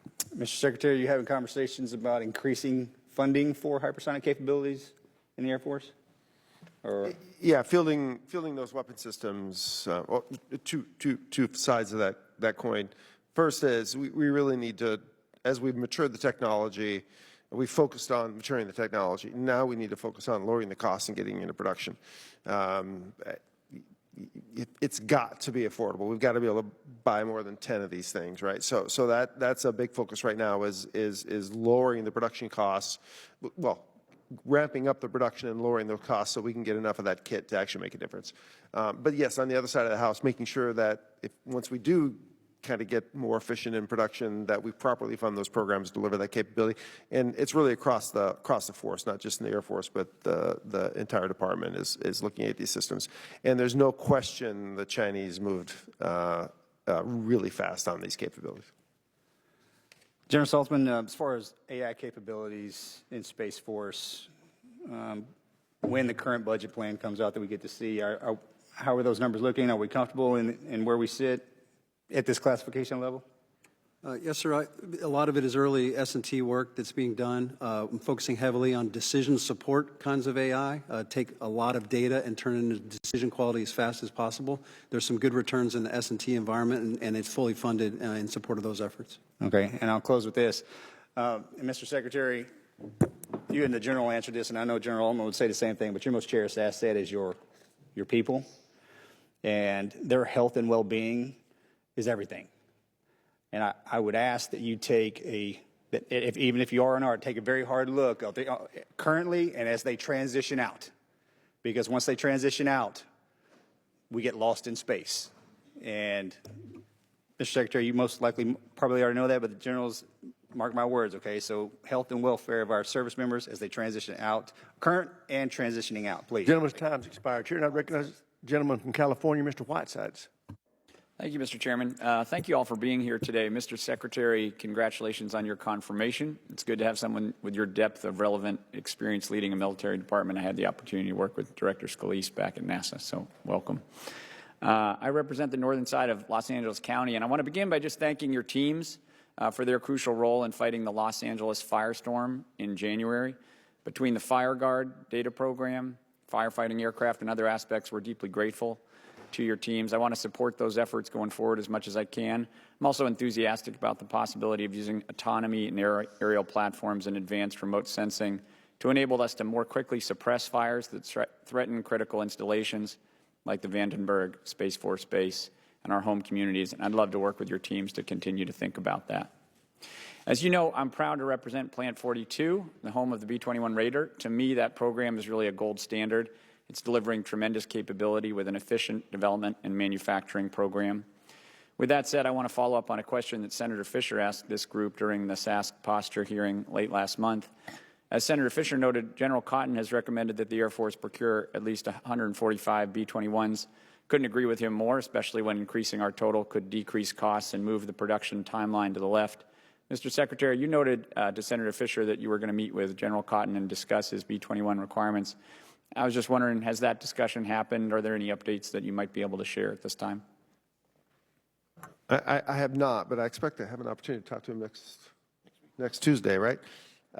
Just checking. I have not had that detailed conversation with him, but I will soon. And we are looking very closely at how we increase production just to get to the 100. Right, we want to increase the production rate. That's the program is executing very well. That's really the challenge we have right now is getting the production rate up to deliver the numbers that we'd like, which then gives us the opportunity to increase numbers if we can. Thanks for that, Mr. Secretary. The committee has had multiple discussions over the past few months about the importance of developing robust space domain awareness, something that I strongly support. Most of my career, I've been focused on securing U.S. leadership in space, both from an economic and national security perspective. Remote sensing is central to the fight of the future, and space-based capabilities are critical. That said, as I recently raised with General Guillot and as Representative Jimenez discussed, space-based capabilities cannot be the basket in which we put all of our eggs. We need redundancies across domains. That's underscored by the insatiable appetite for remote sensing information from forward operators.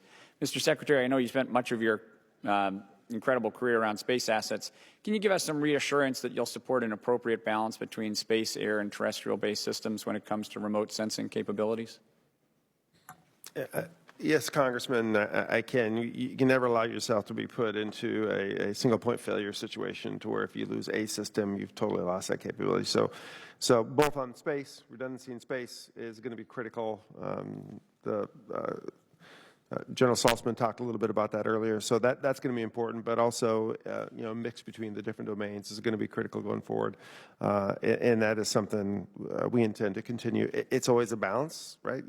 You're never going to be able to afford everything. As was mentioned, we have a lot of modernization going on simultaneously across the department.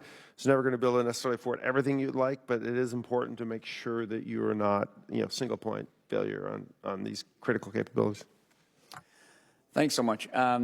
Last week I had a great visit to Edwards Air Force Base, which is just north of my district in the 412 Test Wing. And just on the point that by the way, you've got an incredible team out there. They're doing incredible work. And General Alvin, we're grateful for the great support you've made to them.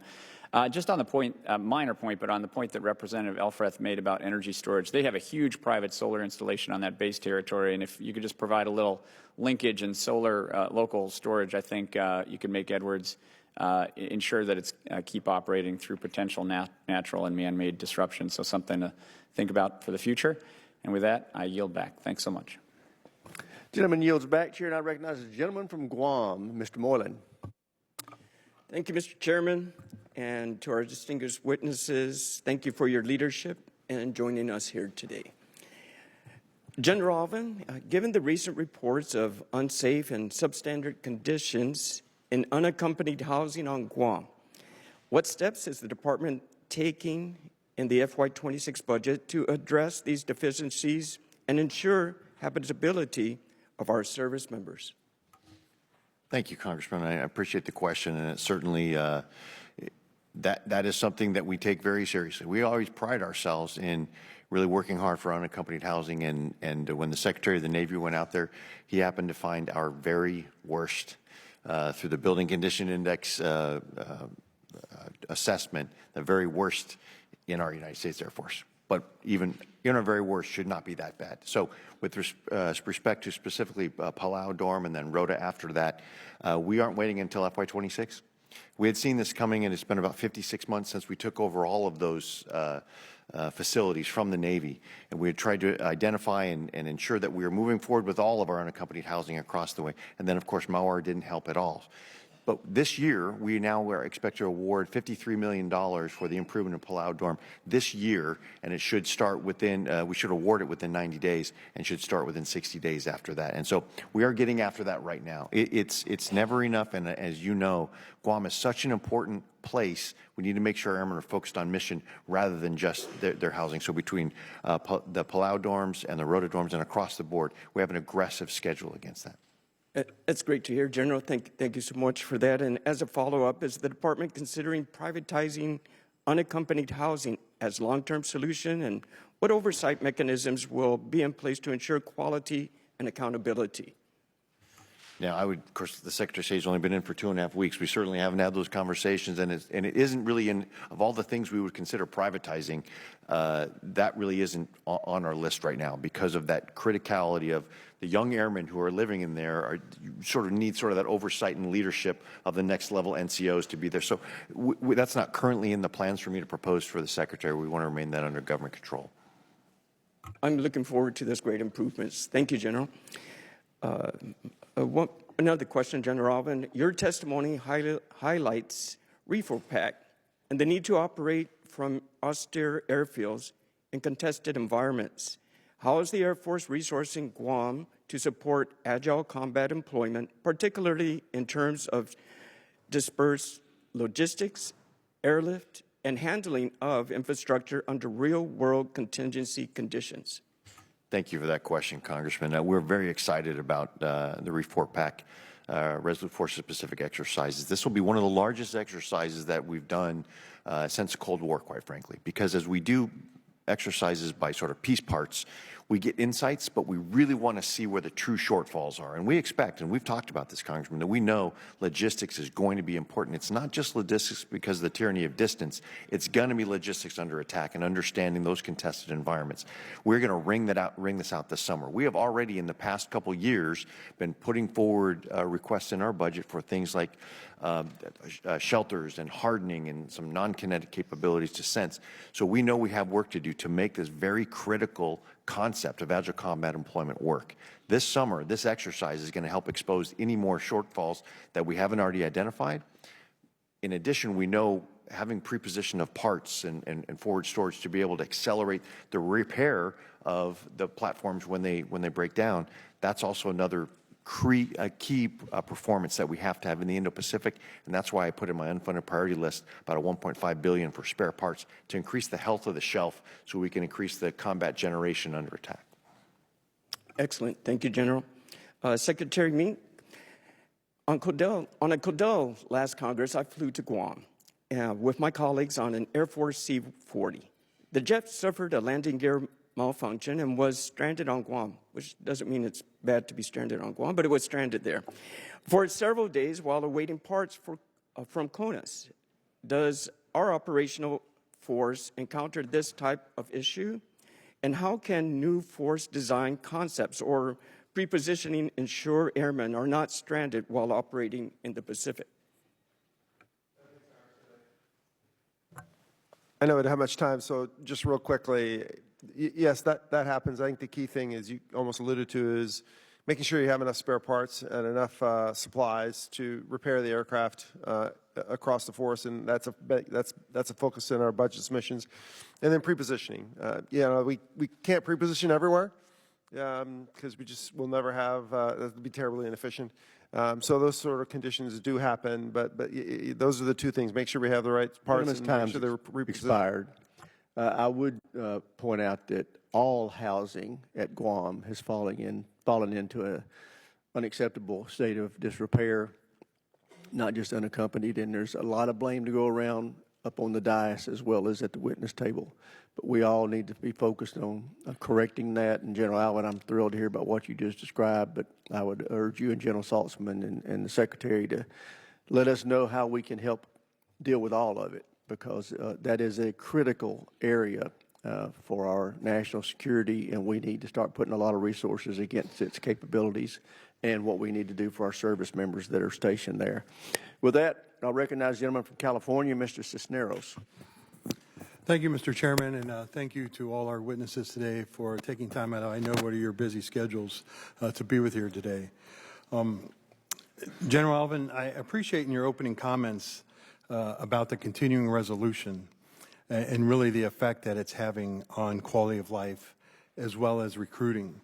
I wonder if you could go into more detail about how important it is to have a robust budget with recruiting in order to recruit individuals, because we are competing with corporations out there today that is vying for the same talent. So please. Thank you for that, Congressman. It really is, because we are, our recruiters are just the hardest working in the business right now.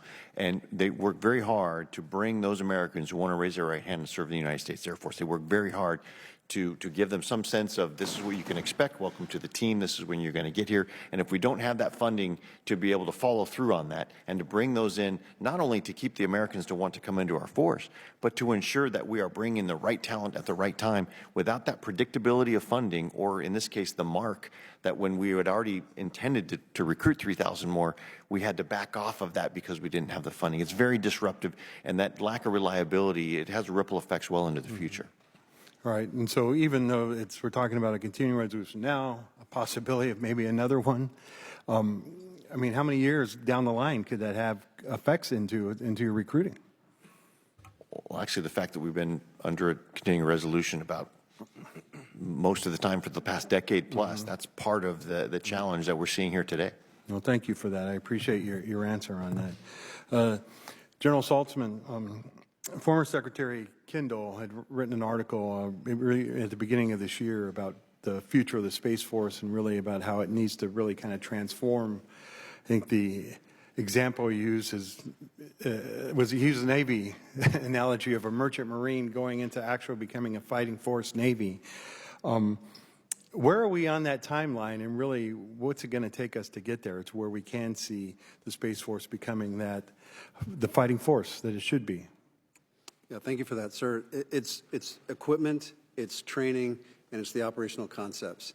I think we've done some pretty good work on the operational concepts. We generally know what we want to do. Acquisition of the equipment is a little longer lead item, but I feel good about the protection assets that we put in place in terms of resiliency. And now we've got good plans in place to put together the counter space capabilities that convert us to the Navy, not the Merchant Marine. And then training, modeling and simulation, range assets, high-fidelity simulators to train our people to make sure that they practice the tactics that are going to be necessary. All of those are coming together. We'll have to grow a little bit as a force as we bring new capabilities on, new missions on, but I think we're well along our way to that evolution. And as all the services still do space. They're still in the space game there, but as the Space Force grows and becomes, larger, and is it taking over more of these roles to where now it'll be Space Force will kind of be there, or will be more of a working together with the other services to kind of oversee their missions as well? Well, thank you for that, because it came up a little earlier too, and I think General Alvin would agree with me. When we think about our missions and how we're going to perform the missions, the last question we ask is which domain should we use? First, it's about what are the threats, what are the capabilities, what's required of us to be survivable, to create the effects we want. You can get to where should this platform be located? Is it an airborne platform? You can get to that, but that's not our starting point. Mm-hmm. And so I see all of our challenges as all domain challenges. Some of those will play out in space. Some of those, I rely on maritime capability to do the counter space missions. So it's an all domain effort now in this networked environment. The modern battlefield doesn't just restrict itself to one domain or another. All right, thank you for that. Mr. Secretary, you commented earlier about the Qatari 747, about $250 million, $250 million to retrofit it. But in that estimate that you gave to kind of modernize it or to bring it up to standards to meet the president's needs, did that also consider what it's going to take to go through that and make sure that that aircraft hasn't been compromised? Because as soon as I heard about this in the news, if I was the CPC, I would be trying to get somebody on there, bugging it, doing whatever they can. So how are we going to make sure that the aircraft was not compromised? Thanks, Congressman. First off, I didn't say $250 million, and we can talk more details in a different environment about what needs to go on there, but part of upgrading it is essentially doing a deep sweep to make sure that there's no counterintelligence threats on the platform. Gentleman's time's expired. Chair, now recognize the gentleman from Texas, Mr. Jackson. Thank you, Mr. Chairman, and thank you to our witnesses for being here today. I have three real quick questions I'm going to try to ask for General Alvin and for the Secretary, all related to Sheppard Air Force Base. But start with one of my early achievements as a member of Congress was back in 2021 when I was successful in getting the new Child Development Center at Sheppard Air Force Base funded and authorized years ahead of its schedule. Shortly after breaking ground in 2023, however, construction crews identified asbestos in the ground and the project has still yet to be completed. I'm concerned the Department of the Air Force has not been aggressive enough in resolving these types of issues. Mr. Secretary and General Alvin, how are we addressing delays for projects like the CDC at Sheppard? Would both of you please commit to ensuring that this project can stay on track if at all possible and we can deliver this critical support that we need for our families at Sheppard? Absolutely, I can commit, and I can commit to proposing to the Secretary that we put the right funding against it. The remediation should be complete by October, get us back on track. We understand this is one of those, that discovery. The last thing we want to do, though, is put a CDC where there's lead and it harm to the children. So we wanted to make sure that entire environment is fully cleaned up, and so by October 25, we should be able to have the remediation and get back on track. Yes, sir, I understand that, and I appreciate that, Mr. Secretary. Yeah, I think we're expecting, if it by the end of the year get it cleaned up, get going. I think we're looking at like 28 to have it complete. Thank you. I appreciate that. And if there's any opportunity to expedite things after that to make up for some of the lost time, I think we should do that. Thank you. I appreciate it. Another question here. Across the aircraft fleets in the U.S., Air Force inventory pilot training is foundational to our readiness. As the service continues to struggle with the pilot shortage, I'm also concerned about the delayed acquisition of the T-7, which is further constraining pilot training pipeline. Despite announcements earlier this year that the program may achieve an accelerated initial operational capability, there's been limited information about whether this will translate into expedited deliveries. General Alvin, would you provide an update on the T-7 timeline and what these delays mean for the Air Force's ability to train our pilots? What actions has the department taken to expedite delivery of these platforms? And when could we expect delivery at Sheppard Air Force Base in particular? Yeah, Congressman, we can give you the current understanding of the laydown of the order and the sequence and the timing. It still is for Sheppard. I'll go to the last question first. Right now, it's about 7 years from now for finally. However, that can be accelerated. And here's what we've done to accelerate that. We have taken some of the articles that were going to be production articles and we put them into tests. So we've accelerated the number of T-7 platforms that are in test. Now, we've completed 140 flights. 67 of them were in all of last year. Already this year, we've made up the other ground. So we are accelerating the test. And as a test pilot, I've been checking in with it quite often, and the airplane is performing phenomenally. So we're trying to buy down the risk as fast as we can. If when we put the more platforms in, we can accelerate and move it to less by buying down the test risk, we're ready to do that. Because you know, Congressman, the T-38s are operating great, but those J-85 engines and all those challenges are things we don't want to contend with into the next decade. So we're stepping through and making sure that the MILCON is lined up associated with all the funding. And with Shepherd, of course, we have, it's crown jewel. It's got the Euro-NATO piece, and so which means they all get a say in when funding goes in to do the MILCON. And so we want to make sure we don't get ahead of that, make promises that our international partners, we have to put money against that we have to renege on. So we want to make sure we have confidence in that and buy down the test risk as we lay out the actual production and the delivery capability across. It's a great platform. We can't get it fast enough. Well, thank you, sir. I appreciate that. And yeah, I agree 100%. And obviously, as important as that training program is to not only our pilots, but our allied pilots, 7 years is a long time. So anything that I can do on my end, obviously, from where I sit, I'm anxious and willing to help expedite that. It seems like that's a long ways out. All right. Thank you. With that, I yield back, Mr. Chairman. The gentleman yields back. Chair now recognizes the gentleman from Illinois, Mr. Sorensen. Thank you to our chairman and ranking member. Good morning, just about good afternoon, and welcome to Secretary Meink, General Alvin, and General Saltzman. Thank you for your many years of service and dedication to our nation. I first have to say I'm really excited about where the Air Force is headed in terms of investing in new technology and new capabilities, while also making sure that we're equipping the Air National Guard. These new assets and capabilities will be crucial to our national security. Our next generation air missions, like the F-47s and CCAs, must also be fielded to the Air National Guard. I proudly represent the heart of Illinois, home to the 182nd Airlift Wing in Peoria. As you all are well aware, they are the gold standard for Air National Guard service. And I know I speak for everyone back home when I say that we're so excited to welcome the C-130J model to our airports and our airspace. The 182nd Wing is exemplary, and I'm proud to support their work. Doing the crucial work that many of our neighbors, my neighbors, are doing, Title V employees at the Peoria Air National Guard. Like so many of my colleagues here in the committee, I'm troubled why Donald Trump's administration thinks that cuts to the defense workforce are a good idea.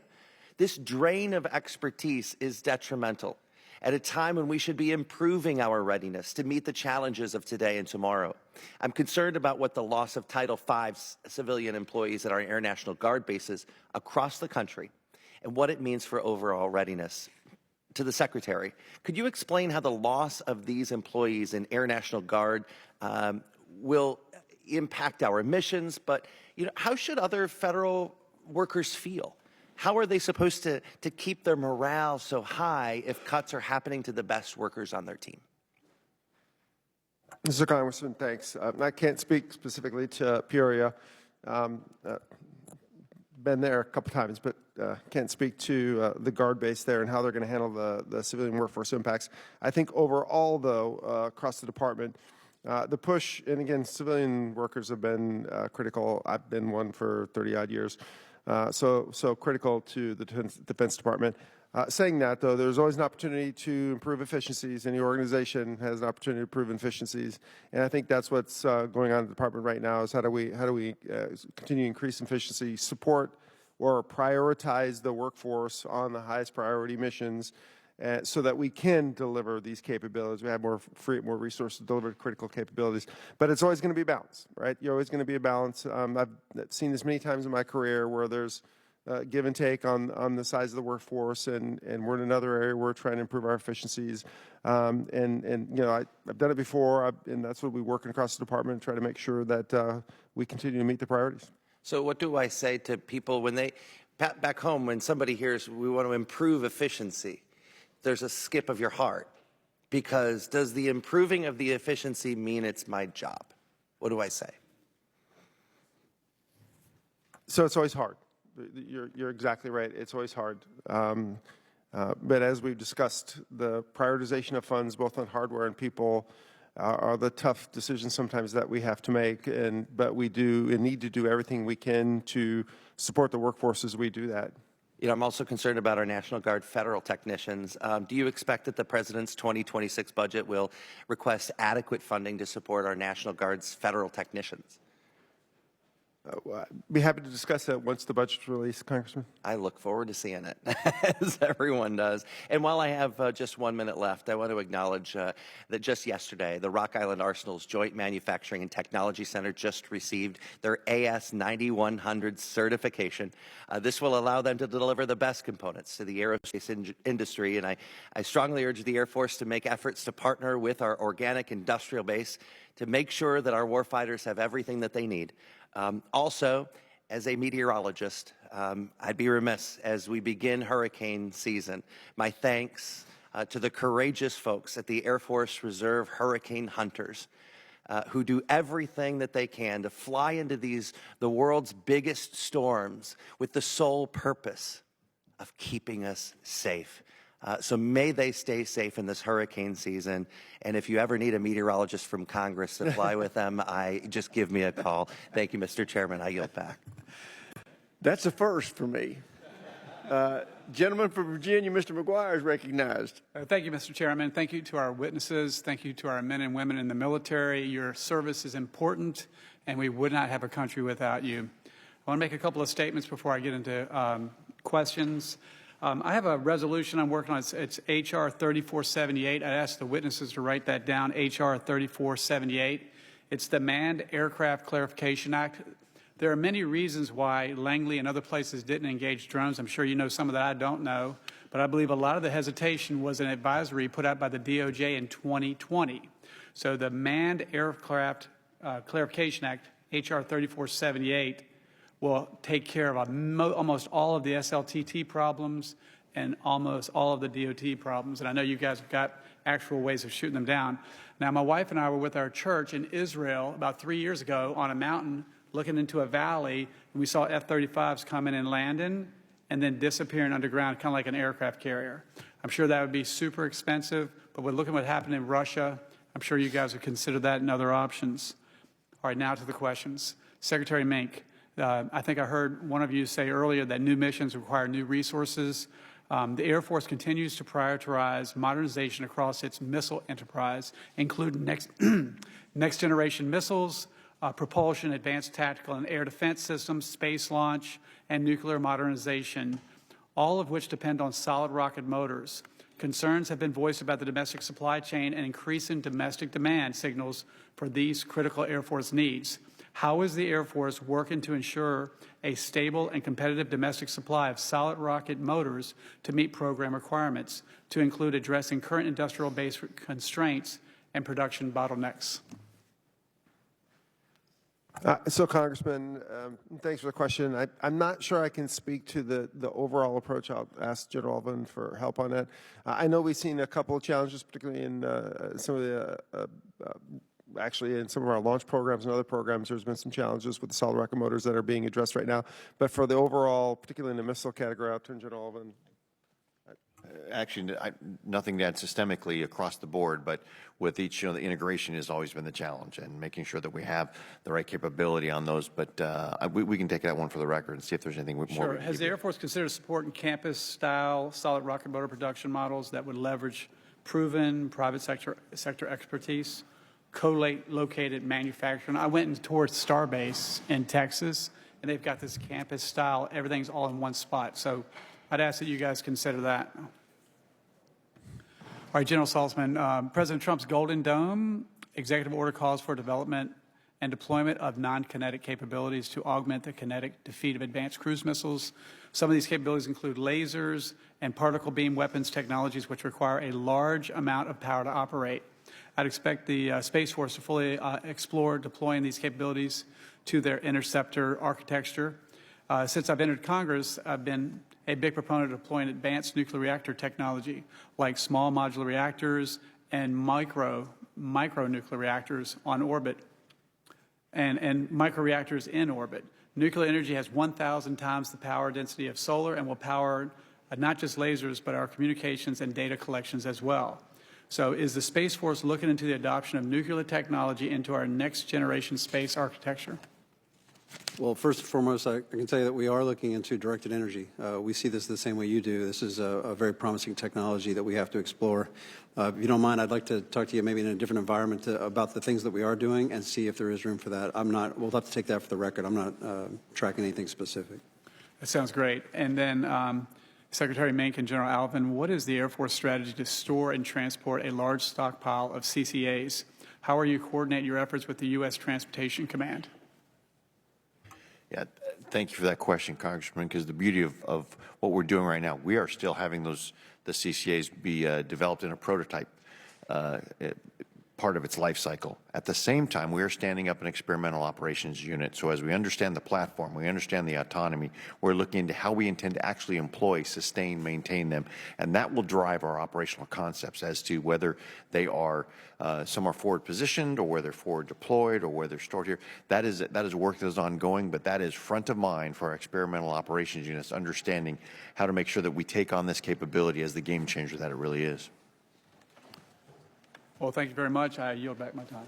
Gentleman yields back. Chair now recognizes the gentleman from North Carolina who almost has good barbecue. There you go. Mr. Davis. Thank you for acknowledging that, Mr. Chair. Mr. Secretary, congratulations on your recent appointment. And actually, I really look forward to working with you, so congratulations to you. And General Saltzman, thank you always for what you're doing in the space world. General Alvin, it's always good to see you. I appreciate conversations in between these meetings, and probably just want to spend a little bit more time on questions that we've already talked about, just having reassurances towards those conversations, to be candid. So the first question is, as we are talking about Seymour Johnson Air Force Base, could you please expand on the commitment, if it remains, as we've had many conversations now, or several conversations, and I'm saying beyond just you, General Spain and others, regarding bringing the Block 229 F-15Es to Seymour Johnson Air Force Base once those F-35s come online?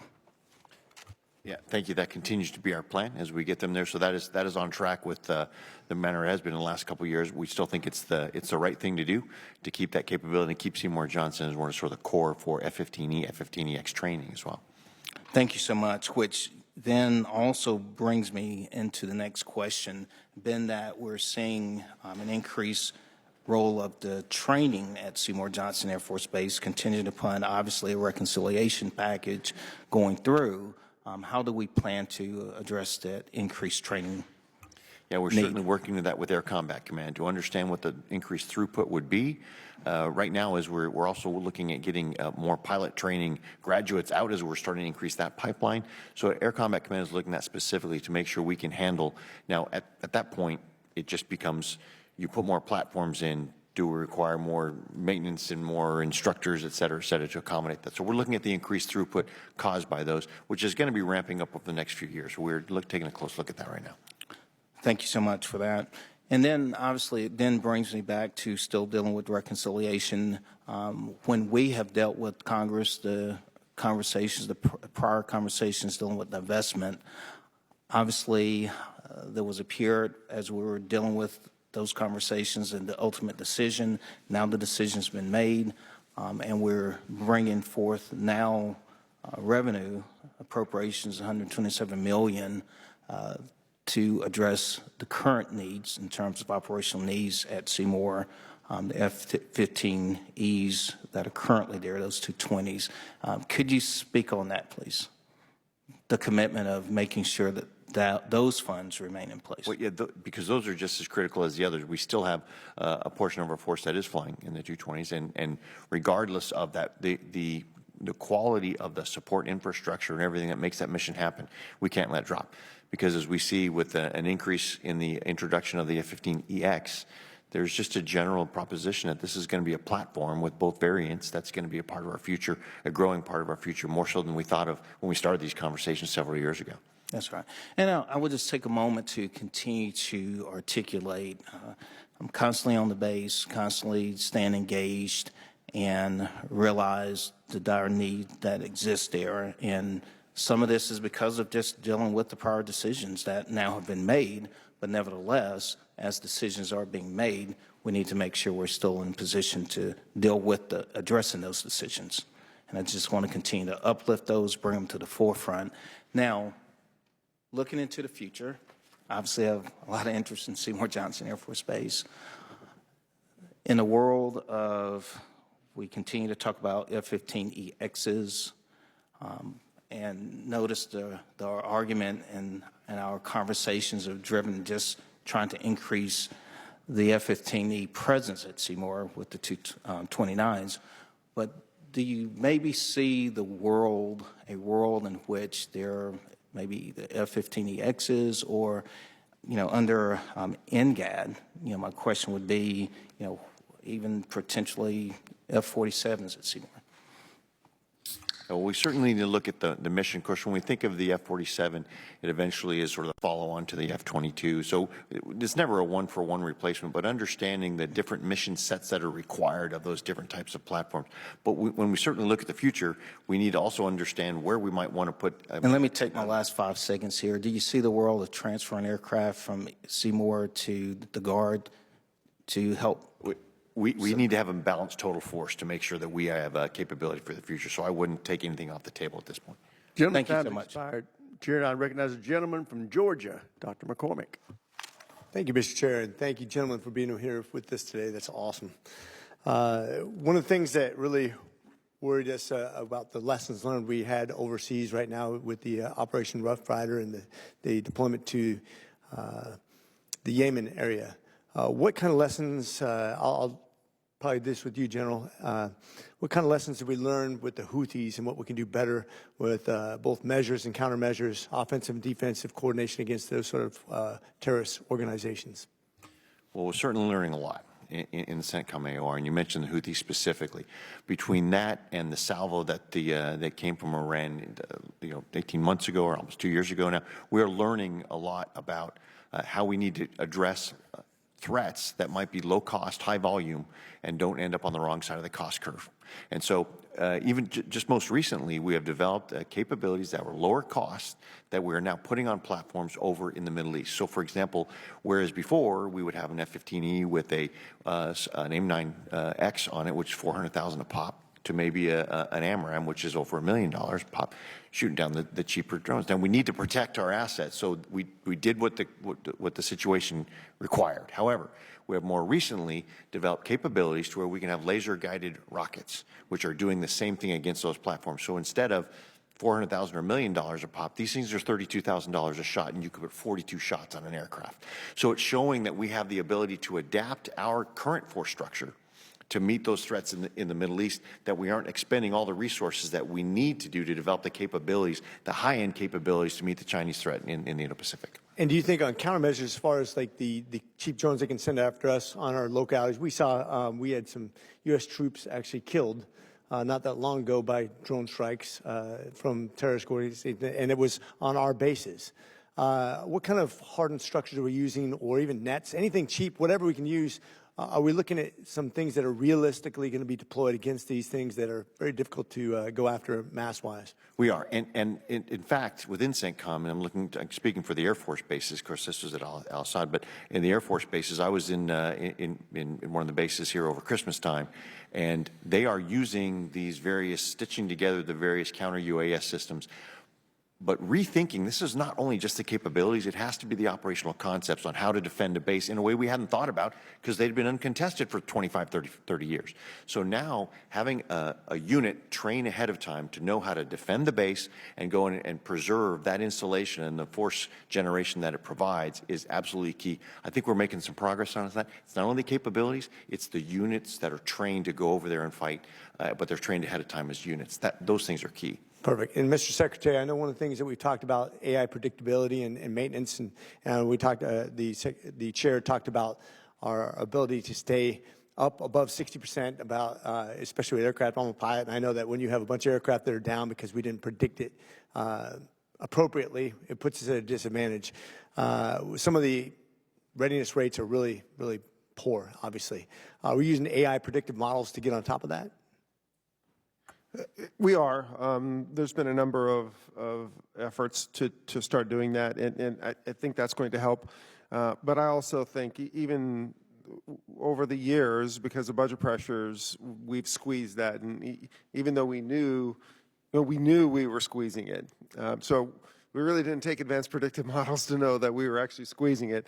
And that now we're trying to reverse that. We're trying to put more focus on readiness, trying to make sure that we have the parts and sustainment. And we had a little discussion earlier about right to repair, those sorts of things. So there's going to be a focus across the board, but some of the advanced analytics to help predict that are going to be important, as they are now, but they will continue to probably increase in importance. Great. And I always encourage the secretaries, just like the commandants and the leaders of each individual service, to be as transparent as possible about the stuff that you guys need. And you always need more, always need more. I remember when General Krulak was the only general out of the service commanders that really said, hey, we need more, we're suffering. And then when everything started falling apart, they're like, only one general told us we needed more. The chair has been very open and honest about the fact that we need more investment in our military. So just be very aggressive on that. We'll receive that well, I think. Final question. Now, this doesn't really apply to the Space Force because you guys are brand new, but we can see a lot of legacy systems that aren't benefiting all the services. The Marine Corps is trying to shed some of those things that we don't use for the next war, not the last war. And there is some protectionism in Congress, I think, on systems. And I think the last recent Futures Command analysis of the Air Force is like 30% of your assets really aren't futuristic. They're not thinking about the next war. They're thinking about the last war. Maybe they're protectionist from the standpoint of people have things produced in their districts. I would love to see you identify stuff. We can replant those things with the futuristic, cheaper, better stuff that we use in the future. I hope you'll work with us to identify those things that we don't need anymore. It's okay. Work with us in Congress. We'll help you collectively. Gentleman's time's expired. Chair, now I recognize the gentleman from California, Mr. Tran. Thank you, Mr. Chairman, Secretary Meink, General Saltzman, General Alvin. Thank you all for your service and for your testimony today. As you know, the Space Development Agency was created to drive innovation and field capabilities rapidly, but as the SDA transitions further into the Space Force, there are uncertainties about maintaining its agility and unique acquisition model. Recently, there have been rumors suggesting that SDA's Tranche 2 and Tranche 3 transport layers are facing termination within the current 2026 DoD budget in favor of MILNET. As you know, SDA's transport layer is the only direct-to-platform constellation in development. The alternative currently does not have a direct-to-platform capability and is optimized for high data rate transfer to ground stations and then dissemination of data. SDA's transport layer provides essential low-latency communication that reaches the tactical edge. Transport is the only proven Link 16 capability in space. With transport's Link 16 capabilities will not exist for at least 3 years. Not only would cancellation of Tranche 2 result in the termination of hundreds of millions of dollars of ongoing fixed price contracts, severely degrading and eliminating areas of the growing space industrial base, but also would delay getting this critical capability directly to the warfighter. Can you ensure that SDA's Tranche 2 transport layer will be protected within the department's 2026 budget? Please also speak to generally about the importance of SDA to the growing space industrial base in California and across the country and how it ensures competition and resiliency moving forward. So the FY26 budget, of course, is not finalized yet. The request hasn't come over yet. So we'll take a look at the specific details once those are finalized for sure. I agree with you 100% that the capabilities that SDA is pursuing are vital to almost every aspect of the Space Force mission and the Joint Force writ large. The data transport layer is vital. And the capabilities that we're delivering in Tranche 2 in particular are key to that success. So we're committed to making sure that that program is successful and looking at the broad array of capabilities that might complement it. Thank you so much. I appreciate that. The Air Force has emphasized the urgency of the Combat Collaborative Aircraft CCA program in enabling affordable mass and operational advantage against peer adversaries. Yet there's concerns that Increment 1 aircraft under development may be treated primarily as test beds rather than operational assets. What specific steps is the department taking to ensure that these Increment 1 platforms are not merely prototypes for evaluation, but are in fact fielded in meaningful numbers on an operationally relevant timeline to meet the pacing threat from China?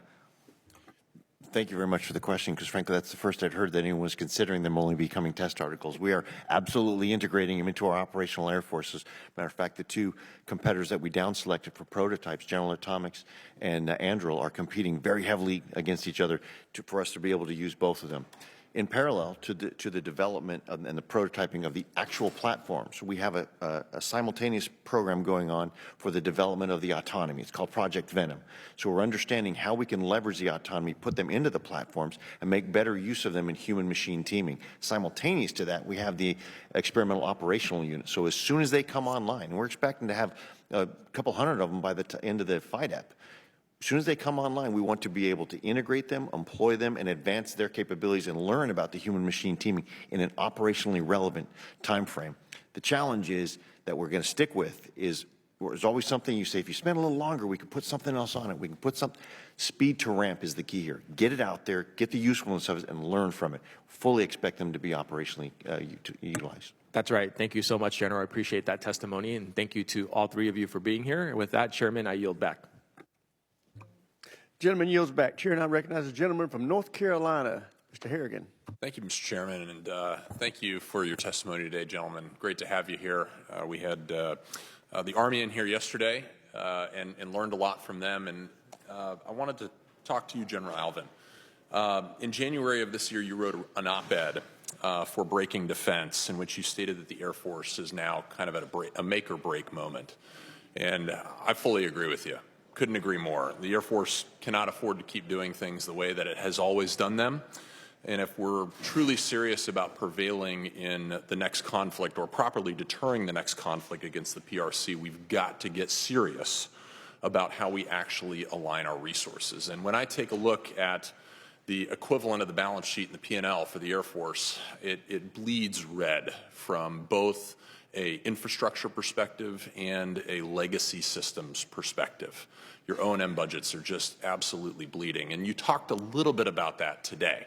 You talked about some excess infrastructure that you have both from facilities perspective as well as from an available apron perspective.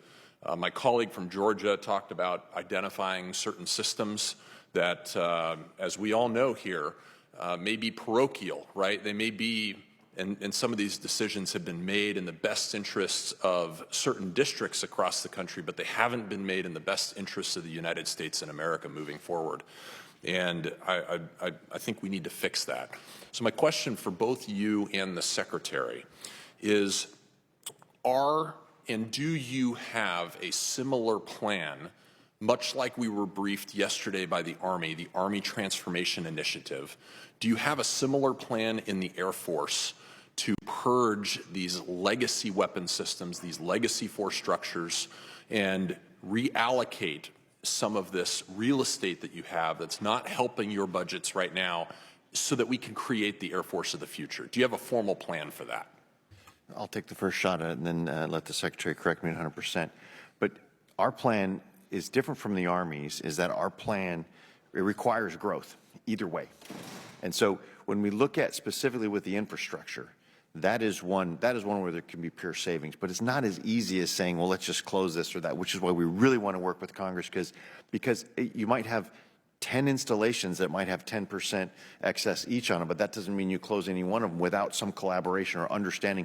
For me and for my advice to the Secretary is, however that gets resolved, as long as it's off my books, that excess infrastructure, whatever it costs to do that, we can recapitalize that. So that would be one plan, is to work with ways to generate revenue or do something to where that excess infrastructure that is not supporting our airmen's quality of work or quality of life is no longer on our books, because that is when in tooth to tail, that's all tail.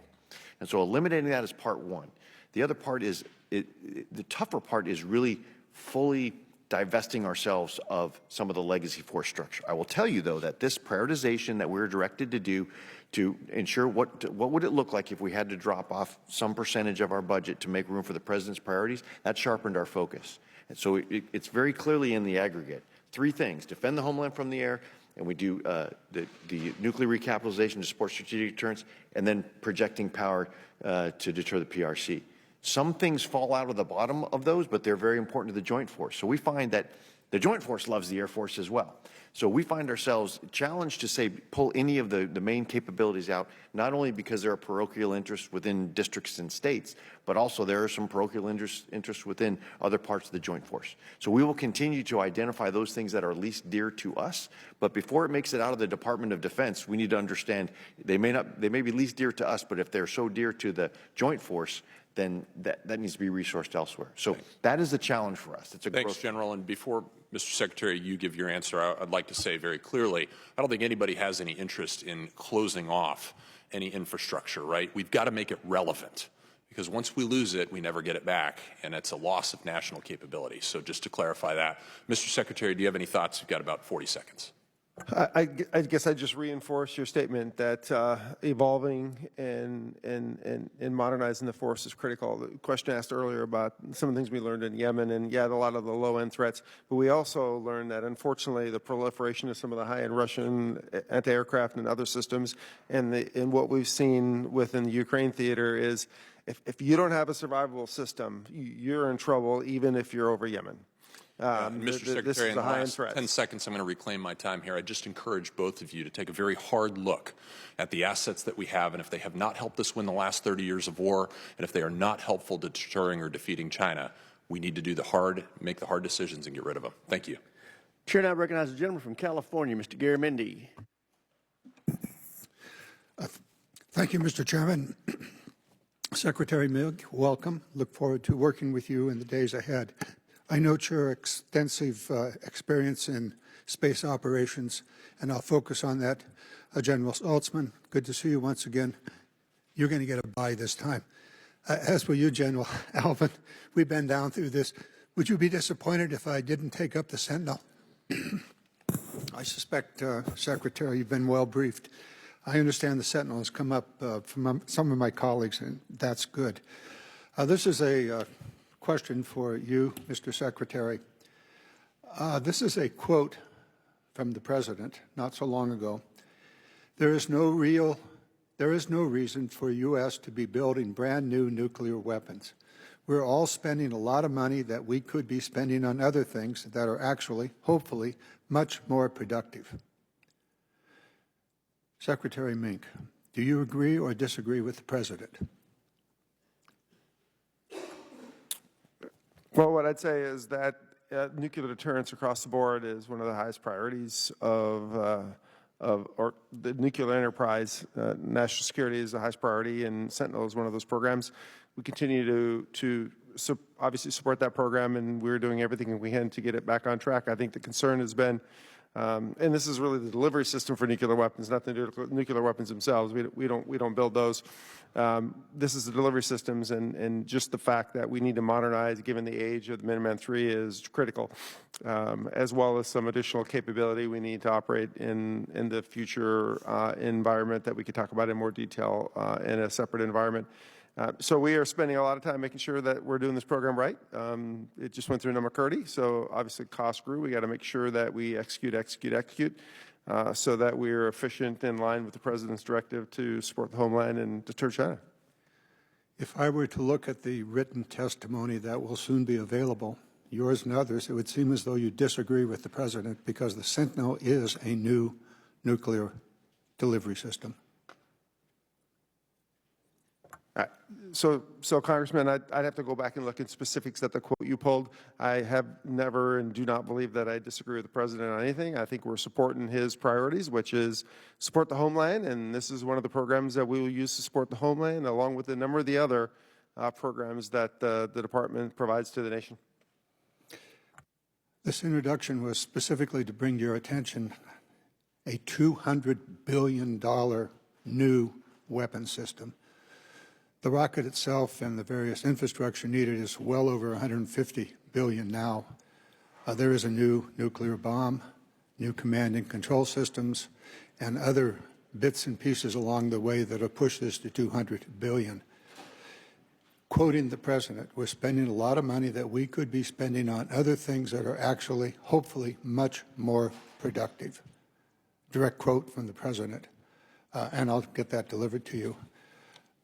Bottom line of this is that we have a third leg of the triad, the Minuteman III, which under the current plan for the Sentinel would require that the Minuteman III continue to be operative for at least another decade, at which time the first Sentinel would be available to begin the replacement process. We don't have to stop the Sentinel program, but we can certainly delay it and then spend that money on things that have been discussed by my colleagues here, which are much more relevant to today's fighting. There's a very interesting word that is used in support of the Sentinel and the Minuteman III, and that is it is the most responsive leg. And I would opine that the reason it's the most responsive is that it is the use it or lose it leg, in which the rockets would have to be deployed or be taken out by an incoming nuclear attack. However, there are other very responsive ones. The B-21, for example, had something less than $1 billion a copy. Let's just assume that's 150 billion. How many B-21s could you have that are clearly responsive? Congressman, I'm not going to try to do that math in my head. I would say that somewhere about 150. The Sentinel program is designed to be actually a very survivable system. Gentleman's time's expired. Chair now recognizes the gentleman from Texas, Mr. Fallon. Thank you, Mr. Chairman. Thank you to the witnesses. What I want to talk to you, General Elvin, about is recruiting. We had the posturing on the Army, and literally when the Secretary of the Army mentioned that they had hit their goals, I cheered, and other members of this committee did, because we were in a crisis mode year over year. It's one thing to miss your recruiting goals in a given year, but when you're doing it year over year, 3, 4, 5 in a row, then it gets to be crisis. So if you could talk to us a little bit about where we are with recruiting with the Air Force, why you think it turned around. What I would also encourage you to do, and the Secretary as well, is let's find out the reasons. Everybody has their suppositions and maybe expectations as to why, but I'd really like to figure out why people are now joining so we can then replicate it and continue on, if you could expound. Thank you very much, and I'm going to be very brief because I could go on for an hour with you. Maybe I'll come in and see you afterwards. I would say, first of all, I love the way you characterize it, crisis versus a challenge. The Air Force only had 1 year we didn't make it. Okay. We've only had 1 year that we didn't meet our recruiting goals. Since then we have. We think it's a combination of several things. The COVID hangover where we couldn't get our folks into the schools and start getting the Americans excited about joining the United States Air Force. We also had certain maybe outdated policies. We also had this sort of mix-in of the new medical system by which you evaluated people's ability to join, and that caused some bottlenecks in the time between when you got the contact, or as the Marines say, contact to contract. That sort of mucked up that for a little while. All those things came together, but fundamentally, we think it's several things. It's also a unifying focus, focusing on the threat, focusing on the warrior ethos. All of these things come together. And as we do that, we want to ensure, to your point, Congressman, to your point, we want to ensure the things that we are doing different. We want to track in a longitudinal study format to see year over year, are those the recruits, the ones that are staying, the ones that are performing? So we're doing that analysis. We are confident with good shoe leather, good IT support for our recruiting, it'll continue to get more contacts out there, and that's the key. In general, roughly, what's the number when you talk Air Guard, Reserve, and Active on a year-over-year basis? What are we looking at? Well, roughly. On the active side, we look for about 31,000. Okay. It was the goal for our enlisted recruiting. And on the Guard side, it's closer to, I want to make sure I got it right. Guard and Reserve total? Well, on the Guard side, I think it's 6,000, and the Reserve is 4,000. I will get you the okay, so roughly 40. Okay, thank you. And then are we making, real quickly, because I want to move on a couple other things, for those that qualify in every other regard, but they have maybe some, physically they're not quite up to mark, are we having, are we doing anything special for them? We're still holding them to the same standard. Okay. When you get there. But we're not, like, if they miss, I think one of the other branches is putting them through another month of prep. They're not kicking them back. We haven't had to do that. You haven't had to do that. Okay, thank you. As far as, Mr. Secretary, with, I'm sorry, General Saltzman, with cyber, tomorrow is going to be more important than it is today, and furthermore, how are we attracting folks to serve in cyber because it is set with specificity, and maybe not just with the military, maybe on the civilian side? And how are we training them, and how are we retaining them? And then what can we do in Congress to give you the tools to get these very critical people in the future, today and in the future? We've had a lot of luck with recruiting. There's a lot of interest in coming in and learning cyber techniques and cyber capabilities in the military, and we're taking advantage of that, certainly. We rely on the Air Force training pipeline to train our enlisted cadre with regards to cyber, and we're almost uniquely, wholly committed to cyber mission defense, meaning we're not protecting our unclassified networks, our administrative networks. We're focused on just the weapon systems and those mission networks. So we have a smaller cyber force dedicated to just that mission network protection. But the point you raised about can we keep them in and keep them retained, we're doing everything we can to make sure they stay on the leading edge of cyber defense technology, working with industry, deploying some of our Guardian cyber people into industry to learn the techniques there and then come back and deliver to us. So we're trying to do as much as we can to keep the education at a high level. And if we have to, in Congress, provide any monies for specific scholarships, just let us know, Mr. Secretary, what we can do in that regard, because it is so critical moving forward. And with my last 20 seconds, I want to say, Mr. Secretary, welcome. You were the right man at the right time in the right place for the right job, and it's great to have you here. Thank you. You have 11 more seconds. No. Thank you very much. Chairman, I yield back. Chair now recognizes the gentleman from Massachusetts, Mr. Keating. Thank you, Mr. Chairman, and thank our witnesses. I just want to deal first with the probe about research and development readiness issues.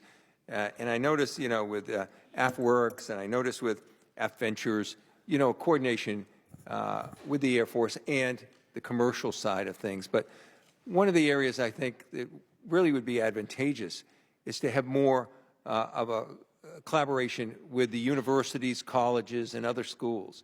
I know the Air Force does that with Howard, but in my district, I'm looking at collaboration sometimes with MIT and Lincoln Laboratories, those groups, but I also look at a program we deal with the Navy, and it's at the University of Massachusetts in my district, where they have a program for marine undersea technology research, and they develop their own curriculum in conjunction with the Navy, and they're working on the research very successfully. But also, those people are a pipeline to more recruitment and more service personnel. Elsewhere in my district, there's community college working on avionics. The Cape Cod Community College has a program on avionics training, and they have avionics maintenance technician licenses that come out of it, avionics electronic technology, technicians licenses on it. And there's a waiting list to participate in this. So could you tell me what avenues you have, either with grants or other outreaches to the universities and the schools that are there? Bridgewater State University, my district, has a pilot training program. So is there ways we can link? Because I see a benefit all the way around to really expanding interest in these kind of relationships. I guess, Mr. Secretary or General Alvin probably would be the better two, I guess, for this. So Congressman, I agree. Getting access, we develop and operate some of the most complex systems, and innovating faster than the adversary is just critical for us to maintain our lethality edge. Access to the technical skills within the U.S., not just industry, but at universities is important. One of the things, interestingly, just yesterday, I had a conversation about how we might make it easier to get access to some of that technical skills. Sometimes it takes a while for us to set up agreements with universities. Is there a way we can standardize that? Well, the Navy, for instance, has a grant. Yeah, maybe we can make it a little bit easier for us to get access and more flexible for us to get access to that talent. So I think it's important, and that's something that I will continue. Yeah, I think it's not just research, but it's a pipeline to recruitment. Oh, sure. Once you get access and trained recruitment too, they're already trained. One of the best ways to maintain and get people to stay in the service is keep them interested. And one of the ways to get them into the service is to get them interested through university programs like that. Well, thank you. I just have a little over a minute left, and I just wanted to just touch on one issue. We've done a lot of discussions about morale from the bottom up. Can you discuss, I have some concerns for morale from the top down on our branches. How important is it to have that strong morale at the top of the chain of command? I think it's critical across the board to ensure that, and of course, by the time you hang around as long as Salty and I have, you've got that commitment and you know what the purpose is. But it's very important to keep them around, keep the esprit de corps amongst the team. Yeah, I'm worried because, and I understand it, there's discretion and it can be, but in the short period of this administration, there's 40 generals or somewhere along that line, the 4-star ranking above, and 10% of them have been removed. And that's the discretion of the administration. But I'm worried. And when I look at someone that I've had great admiration for by being on this committee, General Timothy Hawk, few people in our military have the expertise that he had. He's got the cyber expertise unmatched, I think, among many, and the technical intel that goes with that. He's an extraordinary resource, and he was removed without cause, even though he served 4 presidents. He was removed without cause, and the rumors were, or the reports were, the only reason was a conspiracy theorist for 9/11, Laura Loomer. So I am worried if this continues for morale from the top down, and I yield back. Gentleman yields back. Chair, and I recognize the gentleman from Georgia, Mr. Scott. Thank you, Mr. Chairman.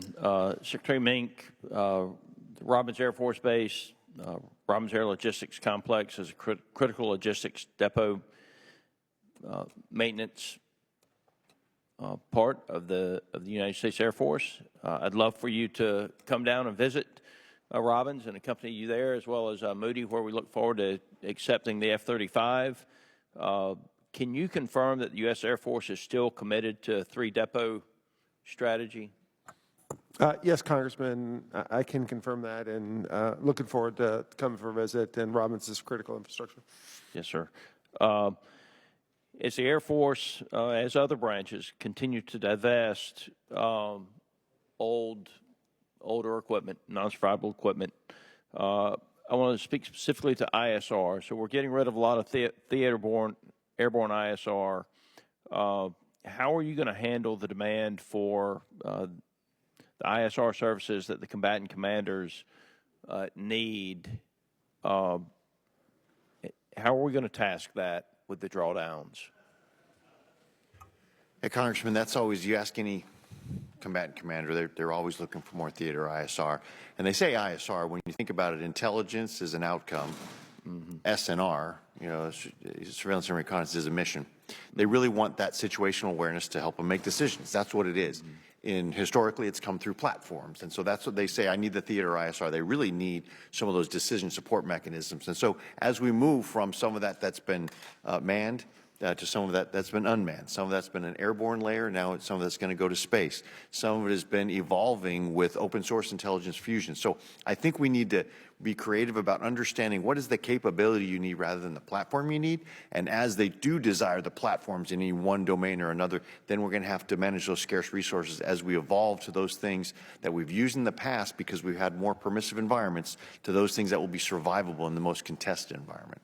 I agree with you on that. I would also tell you, though, that we have the Western Hemisphere. We have large areas of Africa that we do have systems that are capable of operating in those areas, and we're drawing down those systems in the belief that we're going to have other systems. And I do worry that we draw down faster than we put up.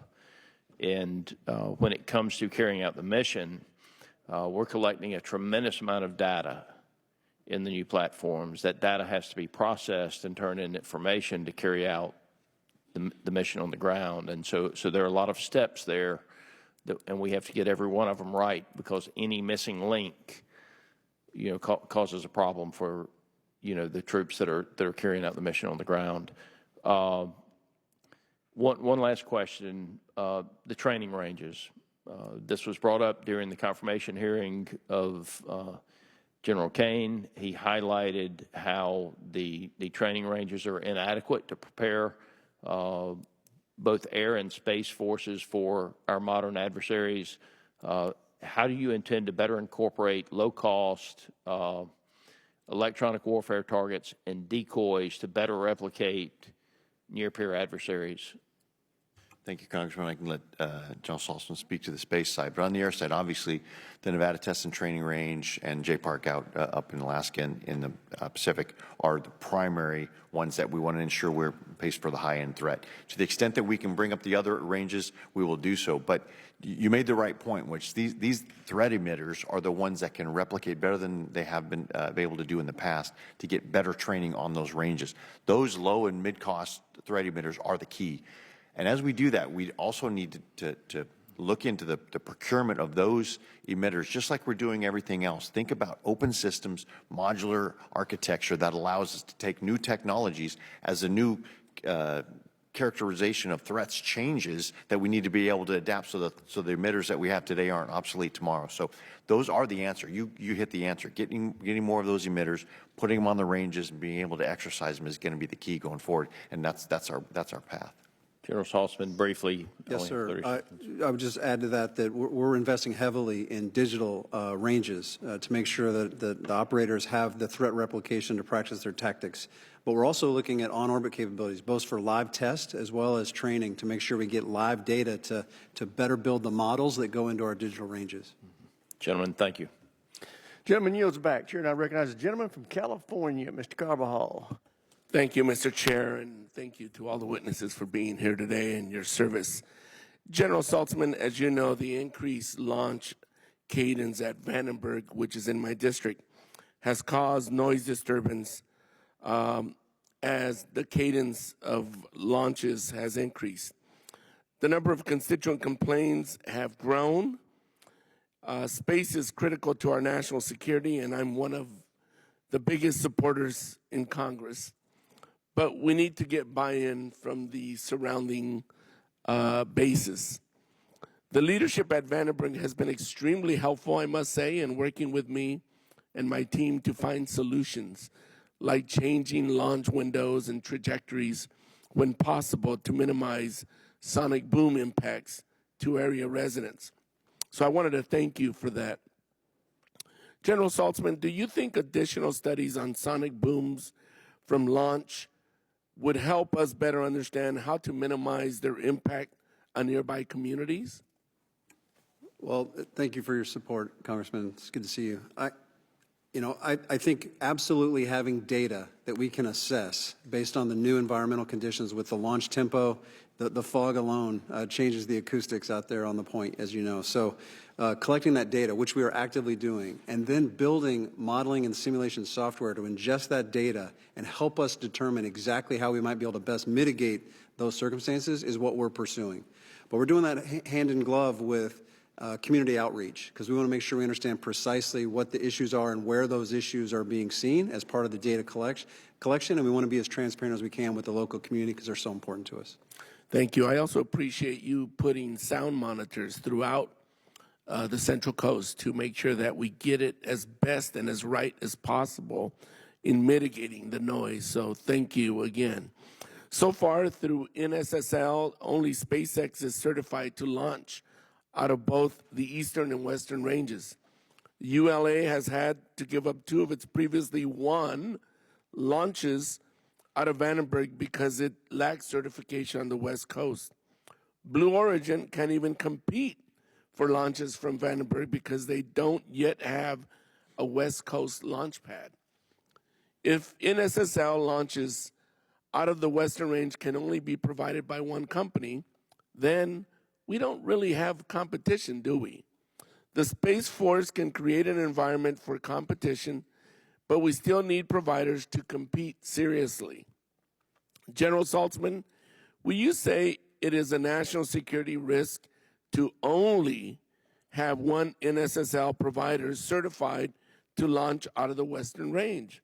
And what can the Space Force do to ensure we have all our Lane 2 launch providers operational on both coasts? Assured access to space requires that kind of resiliency. That's industrial-based resiliency as well as geographic resiliency and different rocket systems, so that a problem in one doesn't create an assured access problem for us. So I agree with you. We are working quickly, and there is a pathway to getting ULA certification on the Western Range. And I just was out there and I listened to the leadership team talk about their long-term infrastructure plan to add additional launch complex capabilities to allow for other entrants to have the launch complexes they need as well. So long-term plan, those aren't quick, but we do have a plan in place to do that. Thank you. Well, the quicker the better. General Saltzman, are there plans to make TAC SRT a program of record? If not, why? Because it's heavily reliant on commercial services. And so I don't want to take it on as a program of record where it's organically done by us, because I think we would miss out on the innovation we get through the commercial imagery providers. And so TAC SRT, the benefit of it is that we only pay for what we need when we need it, and we allow the commercial industry to innovate as quickly as possible. I just need the money to bolster the marketplace so there's a continued demand signal for that commercial imagery.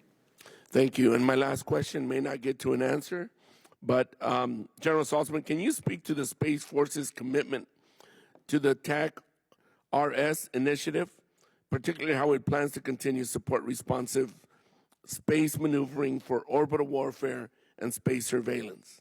Yes, sir. Tactically responsive space is a key element of what we're trying to do, and we're committed to getting it better and more robust as we go forward. Thank you very much, Mr. Chairman. I yield back. Thank the gentleman from California. Chair, I recognize the gentleman from Indiana, Mr. Mismer. Thank you, Mr. Chairman, and thank you, witnesses, for being here today. General Saltzman, during an interview earlier this year, you stated that the Golden Dome would need a layered approach, with the Space Force playing a central role in this new initiative. How significant is a contribution of Space Force have from a space-based interceptor and space-based radar perspective? Yes, Congressman, we are central to that effort because there's going to be a sensor network that has to be space-enabled, that will have to move the data quickly, which will have a space component to it as well. And then, as mentioned in the executive order, that space-based interceptors is technology that we're pursuing. But it'll be a system of systems that's going to be more than just the Space Force to try to stitch together. Right, which leads to my next question. Have there been preliminary conversations on how the Space Force will contribute and integrate with other service branches? Absolutely. It's absolutely essential that we do. Okay. Secretary Meink and General Alvin, can you also comment on the Air Force contributions to the Golden Dome for American Initiative? Yeah, Congressman, again, as that plays out, we do believe that there's the air layer in there. So there's a sense of domain awareness that we have to do. We need to understand how we can support and integrate with the sensing and the capabilities that are coming from space to be able to either work with through C3 battle management, integrate that command and control with it, or be able to do the defensive interception of hypersonic and cruise missiles coming through the air domain and air layer. But they come through multi-domain, as General Saltzman mentions. We all look at this multi-domain. So my part of the United States Air Force is to ensure that we have those capabilities to integrate overall in the Golden Dome. Okay, thank you. Which kind of leads to my next question, General Alvin. During the Senate Armed Services Committee a few weeks ago, you stated that air and missile threats are evolving from both a speed and sophistication standpoint, hypersonics being one of the more significant new threats. How has the Air Force prepared for rapid innovation by Russia and China in their hypersonic programs? Yeah, so defending against hypersonics, and then there's creating our own hypersonics. I think you're alluding to the defense against hypersonics. This becomes more and more challenging, and we find that it's one of those, it's not just an Air Force-only problem. It is a joint force problem. Anytime you have fixed defenses or things that could be the target of those sort of hypersonic capabilities, ballistic or cruise missiles, this is a overall joint force challenge. And so we are looking at anything from the kinetic effectors to directed energy to the non-kinetic, understanding that these are threats we need to have a layered approach to, and the further out you can get after them, the better. And if you can actually get after them to where as they're seeking their targets, so through their long-range kill chain, you can interrupt that, we're looking at that as well. So we're trying to make sure that we aren't just fighting them from a point defense area, we're trying to fight them from as far away as possible. Further left of boom as possible, right? There you go. And does that obviously involves combining ground and satellite sensor systems? Absolutely, multi-domain, as General Saltzman has said many times. Okay, thank you. Secretary Meink, the Air Force's ability to project power through global strike and rapid mobility is critical. How is the Air Force integrating directed energy systems into its airlift and aerial refueling programs to protect these assets from drone threats during high-intensity conflicts? I believe what I can say at this level is that we are looking at directed energy across the spectrum for both protection and defense and offense. Okay, thank you. Secretary Meink, when President Trump recently spoke at Michigan's Selfridge Air National Guard base, he stated that the United States Air Force will likely invest in the Guard to reinstate fighter wings. In my district, in the 8th District of Indiana, the 181st Fighter Wing transitioned in 2008 to the 181st Intelligence Wing. Bringing fighter capability back to Indiana is a priority of me and my district. What can Congress do to assist the Air Force in expediting the process of re-implementing fighter capabilities to former fighter wings? Let me take a start at it and then hand over to General Alvin for additional comments. So the biggest thing is support us in the production of the aircraft as we both grow all the way across from the F&EXs to the 35s, F-47 going forward. The more airplanes we have, which is what we need, the more opportunity there is. General Alvin, other comments? Absolutely. It's about the funding, and quite frankly, when we're looking at the overall capabilities, we sort of do need to squint into the future and long range and say the capacity as far as physical assets in the Air Force is going to be different in the future from what it is right now. So just trying to regurgitate to make sure we have capabilities at the same number of installations that we had before, I think is something we're going to need to be very careful about. We're so proud of what Indiana has done in the transition to that wing. I think it's very important. So it's an overall force structure where cyber and intel are gaining in importance. We want to make sure we just don't recreate what we had before. Gentleman's time's expired. Chair, and I recognize the gentleman from Missouri, Mr. Bell.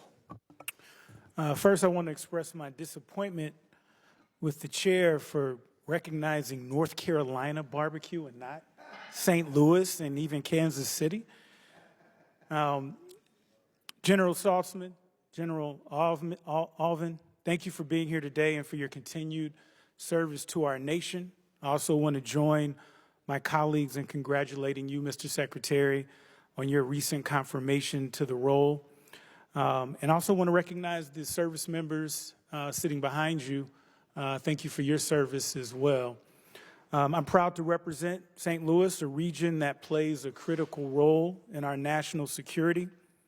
Every day, my constituents contribute to vital missions from intelligence work at the National Geospatial Intelligence Agency to sustaining global mobility at Scott Air Force Base just across the river, to advancing the capabilities of our warfighters through aerospace innovation and manufacturing.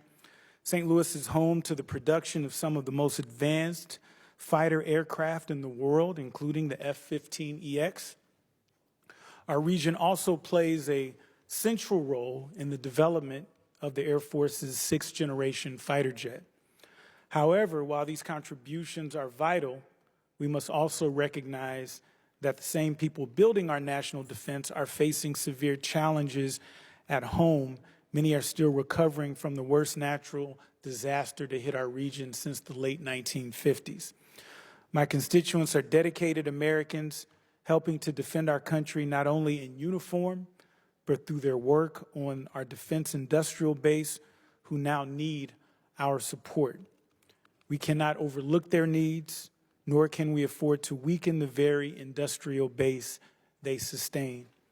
That brings me to another crucial concern. The Air Force has contracted for 98 F-15EX aircraft with final delivery expected by 2029. I'm concerned that without continued procurement beyond that point, we risk not only losing critical workforce capacity in places like St. Louis, but also jeopardizing the strategic resilience of our tactical aircraft industrial base. General Alvin and Secretary Meink, do you agree that maintaining a degree of redundancy in the nation's tactical fighter manufacturing capability is a strategic imperative? Thank you for that, Congressman. I do, and the F-15EX, it's so far it's proving itself out very well. We will see going in the FY26 budget and beyond what the possibilities for the future are. But we are seeing that it is putting more weapons on rails, and being able to do that is a very relevant way in the Indo-Pacific. Secretary, did you want to? Agree. And you know, we have multiple Lockheed Boeing. There are two primary F-16s are still being built in the U.S. So we actually have 3 contractors who are building fighters in the U.S. I think it's important to maintain that level of redundancy for competition in the future, as well as just, you know, resilience. And then, given the evolving and unpredictable threat environment our warfighters are now facing, what is the rationale behind not maintaining 2 active tactical fighter production lines until the next generation aircraft is fully operational? General? I think we are. Yeah. If your question is why aren't we having more fighter lines, it's a matter of resources. I mean, we would take all the resources, and those are prioritizations against, you want to make sure also they're competing with munitions, also with the refueling capability, also with the infrastructure. And so it really is just a matter of trying to build the whole force to the level that we think the nation needs, and not having a misshapen force that has too much of one thing that can't be used because we don't have everything else. And the F-15EX that just achieved initial operational capability last year is an even more capable aircraft, building on the payload, range, and speed of the F-15 with the addition of next-generation capabilities for enhanced lethality and survivability. Can you talk about the importance quickly of the F-15EX to the Air Force's fighter fleet? Adding that in, it's starting to prove its worth, not only in our exercises, but in our larger scale exercises, and seeing it performing in the Indo-Pacific. It provides more weapons on rails and more range and more relevance and survivability in the Indo-Pacific. Okay. And I'll yield my remaining seconds back to the chair if he wants to respond to the allegations that I made. That's right. We're going to resolve this. Probably the night of the NDAA, we'll have to have a little competition. We'll engage. With that, I will recognize the gentleman from Colorado, Mr. Crank. Thank you, Mr. Chairman. Colorado has nothing to offer in regards to barbecue, by the way. Secretary Meink, I hope you'll agree with me that the #1 priority of the federal government is our national security, and that the first question our military leaders must consider when making major decisions is how it could affect defense on the homeland. With that in mind, and cognizant of the growing space-based threat from China and from Russia, to your knowledge, has the location of U.S. Space Command headquarters at Peterson Space Force Base caused the Air Force to need to withhold or suboptimize any support to the command in any way that has undermined readiness? And I'll ask for a little help from General Saltzman here as well. But with respect to the current Space Command location, we've been supporting them to the full level required for them to get to FOC. As you're aware, I'm sure there's restrictions with respect to MILCOM, but we are supporting them for readiness at this point. Yes, Congressman, we have not seen any drops in readiness as a result of the location. Okay. And as you may know, Mr. Secretary, Section 2889 of the fiscal year 2024 NDAA blocked the Department of Defense from constructing a new headquarters for Space Command at Peterson Space Force Base until the DoD IG and the GAO released their reports on the 2023 basing decision, led by the Secretary of the Air Force, that found Colorado Springs to be the best home for Space Command. The DoD IG report has been released, revealing the alarming loss of capability and personnel that would result if Space Command was moved from Peterson.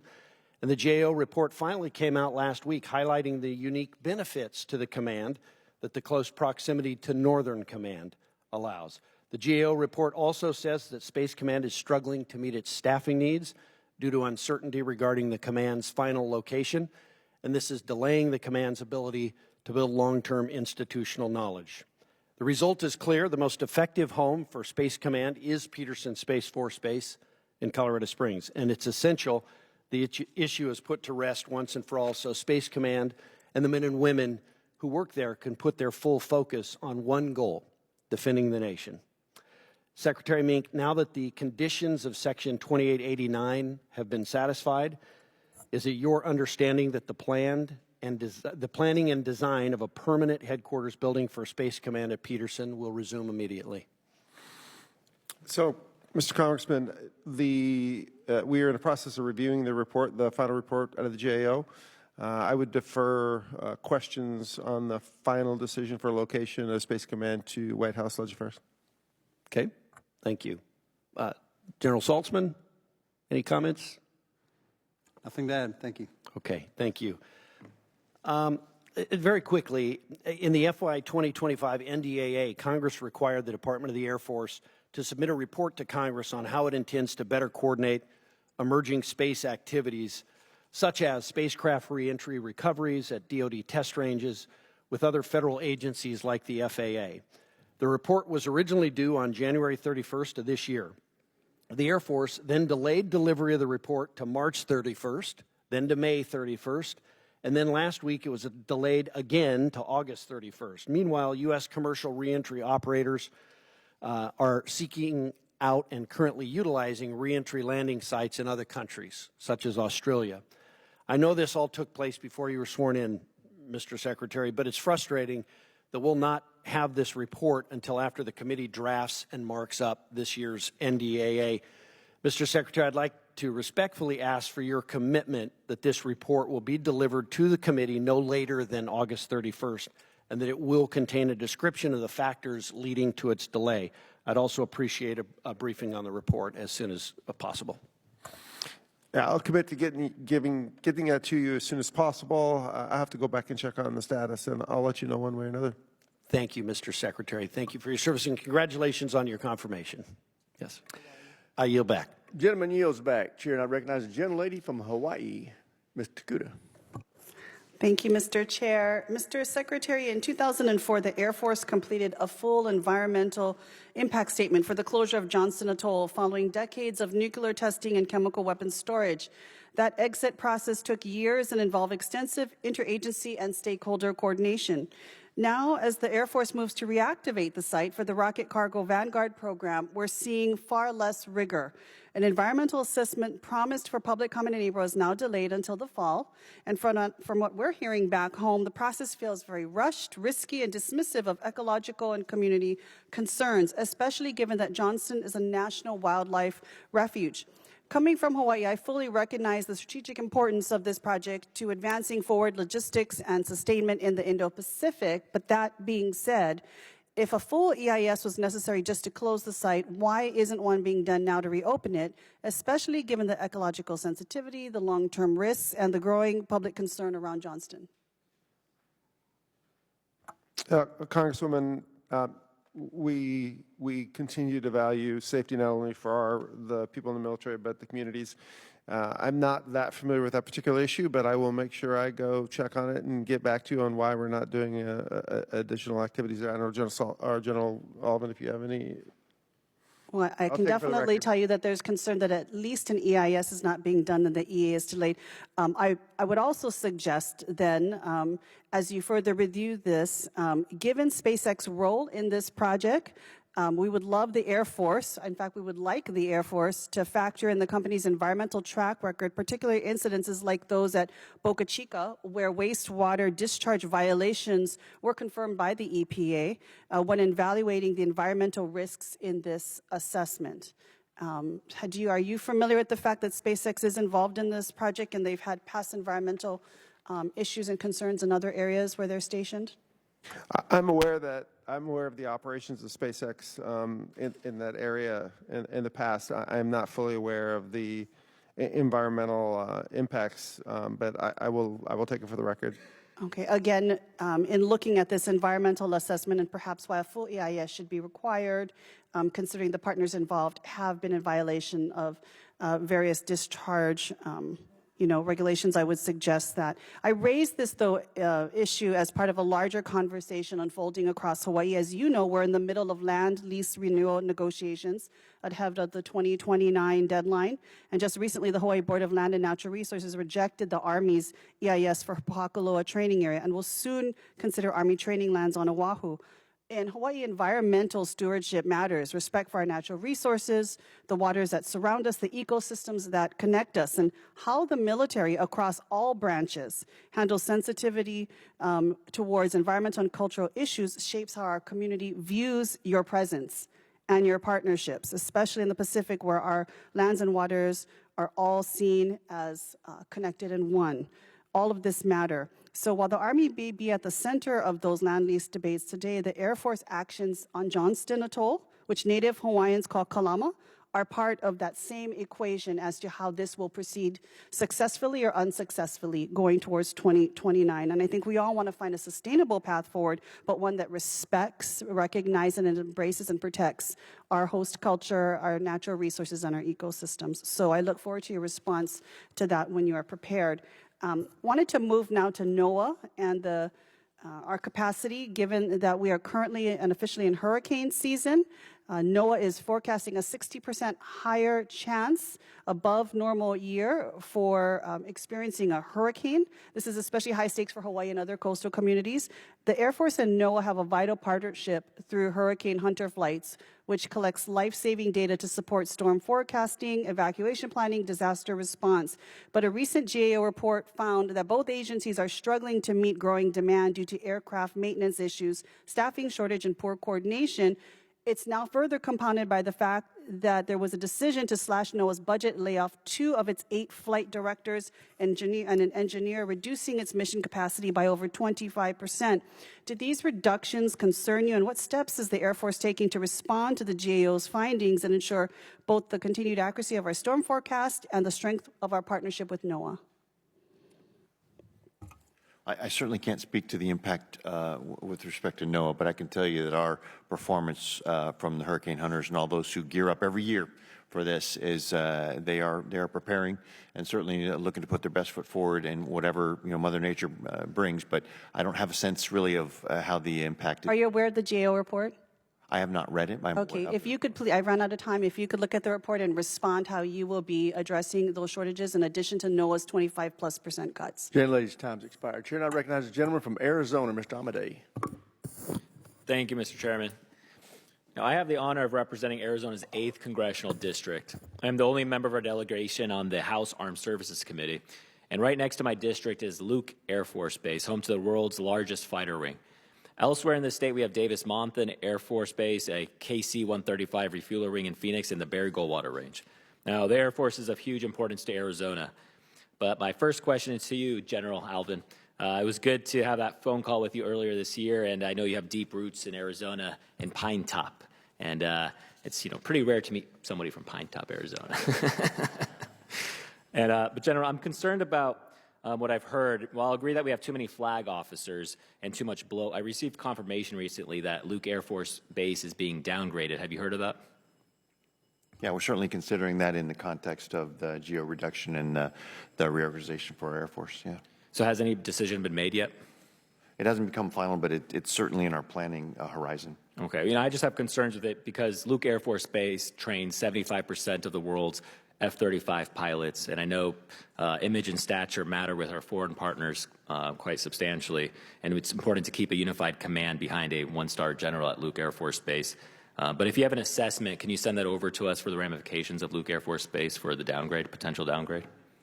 Sure, we can put an assessment together for you. I think to your point about the value of Luke Air Force Base, that is undeniable. But I think more so than stature, our foreign partners look at the quality, and the quality is there in the instructor pilots and all of that. I'm not sure that a general officer versus a colonel leading that is as important as a quality of training, that when you're trained by the best in the world, that's how you aspire to be the best in the world. So we're never going to let that slip at all, because that is what the real value of Luke Air Force Base is in the instruction that they give. Of course, but it's also being led by a one-star general this whole time. So I just worry that a downgrade, I don't want to see it affect our training mission over there.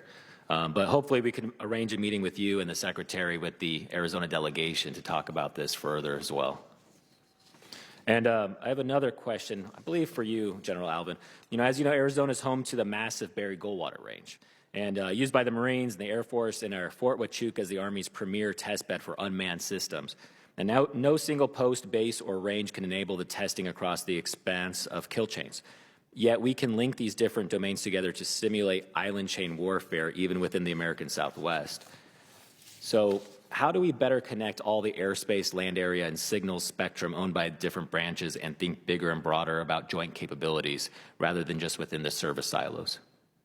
It's a great point, Congressman. It's about collaboration, coordination. We're getting there. We're doing that. We're seeing that. Of course, as you know, the ranges were, because of Arizona's unique sort of topography and geography, those were great things for each service. But right now, to your point, we can stitch them together and we can replicate something that really can't be replicated in many other areas of our United States, and that is sort of a long-range kill chain scenario. So we are working with the FAA, and we're coming to the sort of the final throes of a negotiation to be able to do that on a more periodic basis and sort of more routinize it. But right now, we have been stitching them together to do these in exercises like Bamboo Eagle. It's a unique opportunity in a place so close to the West Coast that we are continuing to work with the FAA to make sure that's something we do more often. But it's just coordination and collaboration amongst all services. We can all see value in it. Very good. And congratulations, Mr. Secretary, for your recent confirmation. And with that, I yield back. Gentleman yields back. Chair, and I recognize the gentleman from Virginia, Mr. Vindman. Thank you, Mr. Chair. Thank you to the witnesses for coming today. General Saltzman, General Alvin, great to see you again. And Mr. Secretary, congratulations on your confirmation. I have 3 military installations in my district, about 25 miles from where we sit right now. Dahlgren is a Navy base, but it houses the 19th Delta, and I was privileged to go down there and observe the unique and critical skills and frankly the integral role they play in national defense. And so I just want to mention that I was truly impressed by the work they do there. I want to turn my attention to Operation Spiderweb, which revealed how adversary military or terrorists could coordinate mass drone swarms, electronic jamming, and long-range precision strikes to paralyze U.S. strategic bombers, power projection capabilities before even a single shot is fired. It's really, if you think about it, a poor man's Air Force. In fact, these drones exhibit the same characteristics and advantages as an air component does. So Secretary Meink, General Alvin, General Saltzman, I'm going to open this to all 3 of you. What specific investments or shifts in doctrine are the Air Force and Space Force making to detect, disrupt, and survive this kind of integrated domain attack? I'll start and then have General Alvin jump in. We talked a little about before. I think you need to both look at the offensive and the defensive side of this equation. And the Ukraine attack demonstrated both, right? It demonstrated what you can do with a pretty innovative approach to utilizing UAVs at scale, but also the challenges if you don't defend against it. Right. So both of them are of interest to the Department of the Air Force, and we are investing on both sides. As we discussed before, there is more than just the technical aspect of building systems to defend against UASs.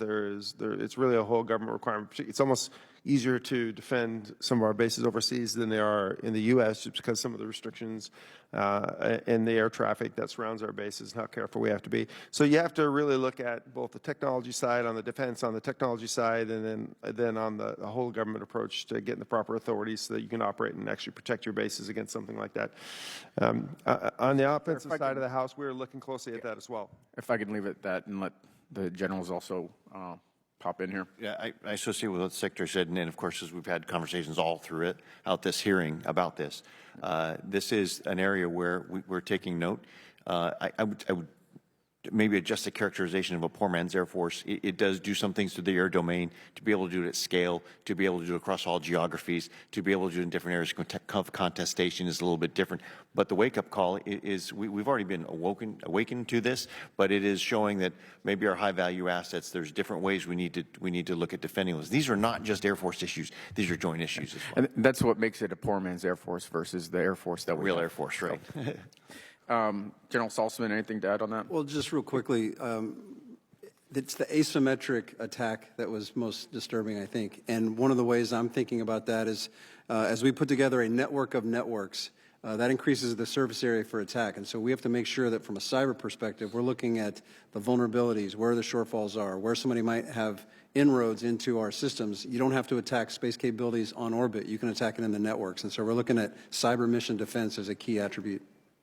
Thank you for that. So what I'm concerned about is that, I mean, I don't think we have really good deterrence against these types of threats.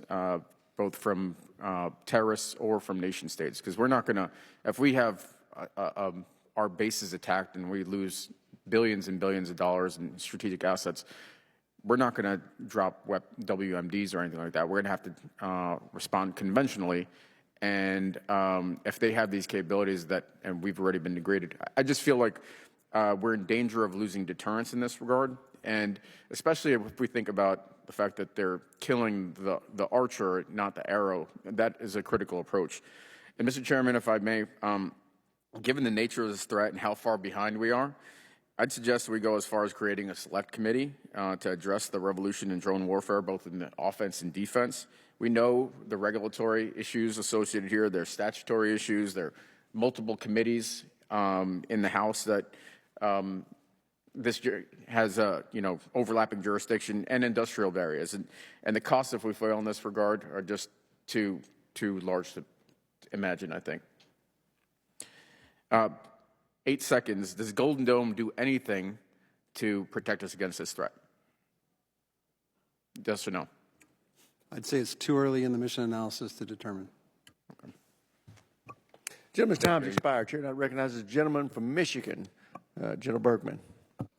Thank you, Mr. Chairman, and welcome to the fight, Mr. Secretary. General Alvin, nice to hear you use the phrase warrior ethos. Warriors don't leave warriors behind, no matter whether it's in basic training, in the fight, in housing. And General Saltzman, great to see you. I got good news and bad news. So let's start with the bad news. The Air Force is, I believe, way behind in fulfilling its obligation at Wurtsmith Air Force Base in Oscoda, Michigan. Subject is PFAS. There's been a lot of promises made over the years, and despite years of testing and monitoring the PFAS levels in the groundwater, like Van Etten Lake, which is right next to it, still sits at literally tens of thousands of times above the EPA and Michigan safety standards. So given the persistent and severe PFAS contamination, too many syllables for Marine. We're behind. The Air Force is behind. I know you're coming into this, but there's been promises made, but promises not kept over too long a time. We've done all the testing necessary, but the delay that the interim cleanup would be, in the interim cleanup to address most of these, the PFAS plumes, has not occurred. The remedial actions have been delayed for years, and now are not expected to begin until late in 2028 or potentially 2029. So this really is a breach of trust with the local residents up there, and because they're concerned about that.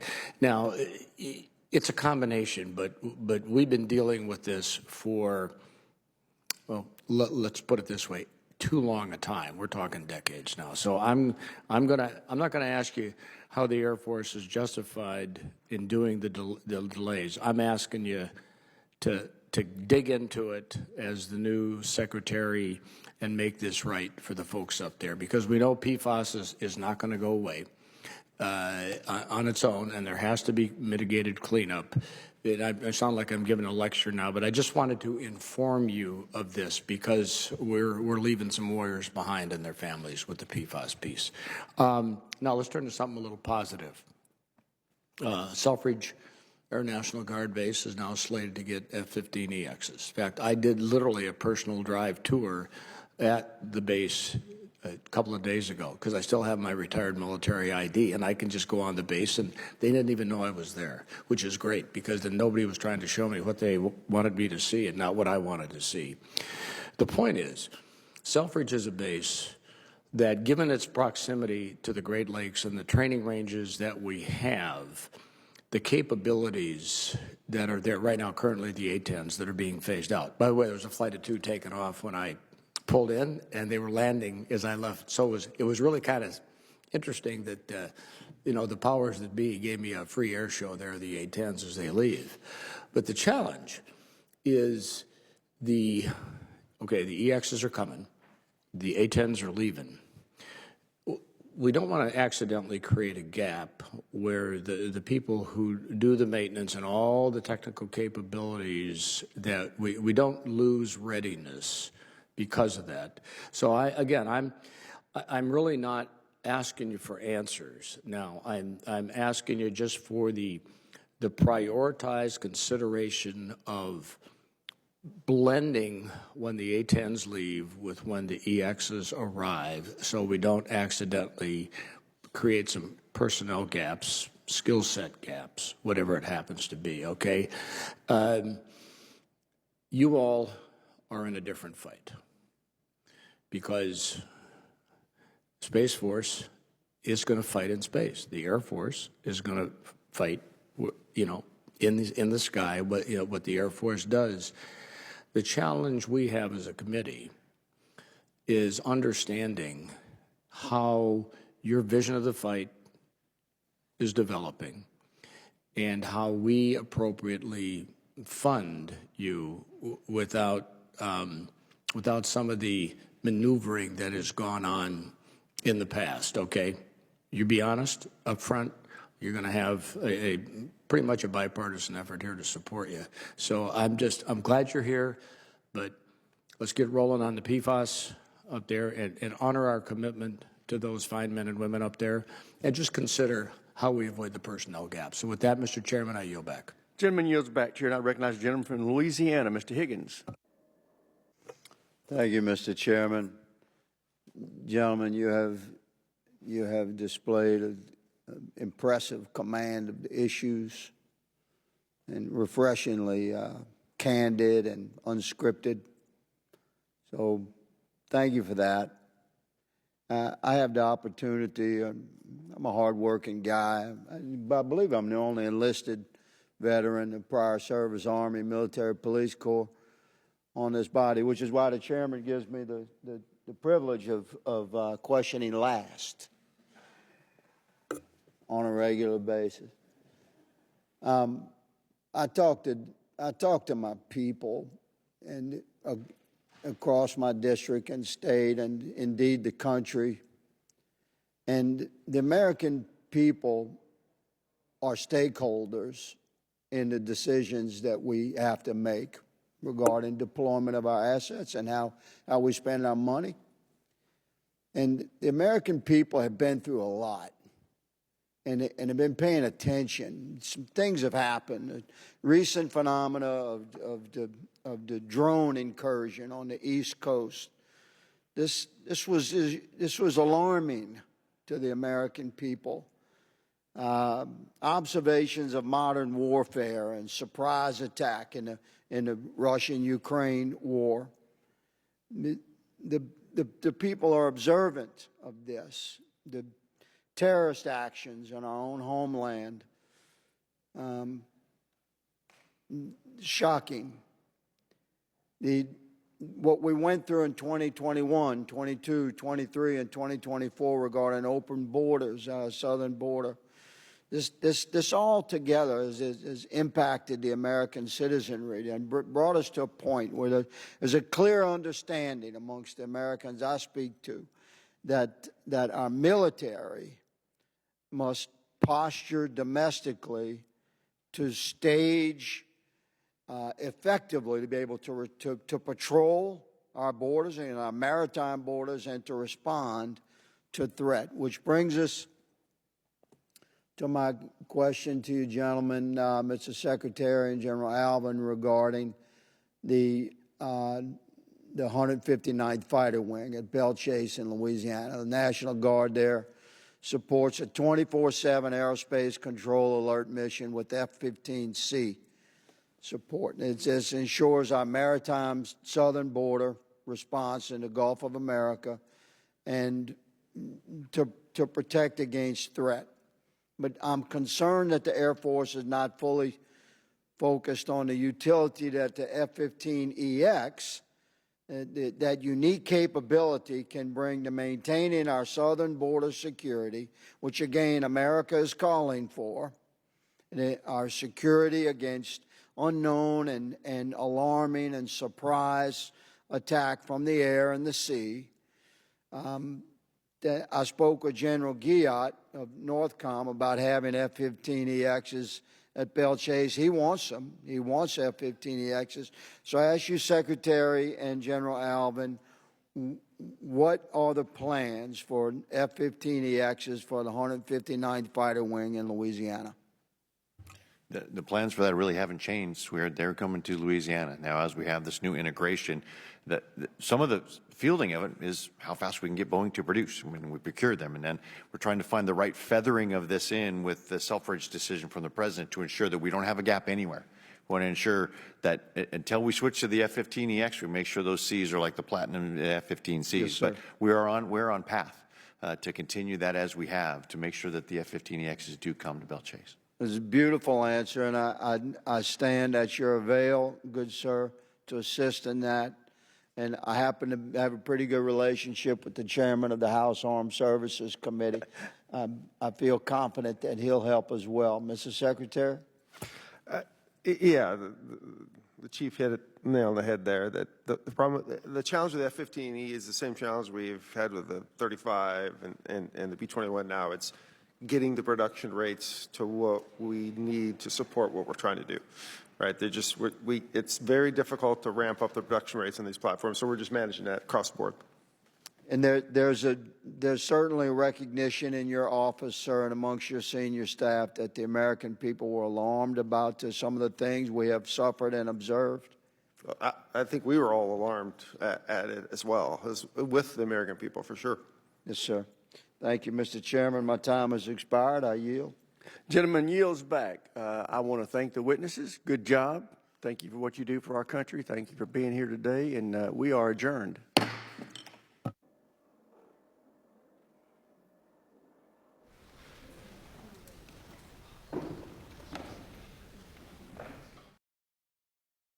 Looking to contact your members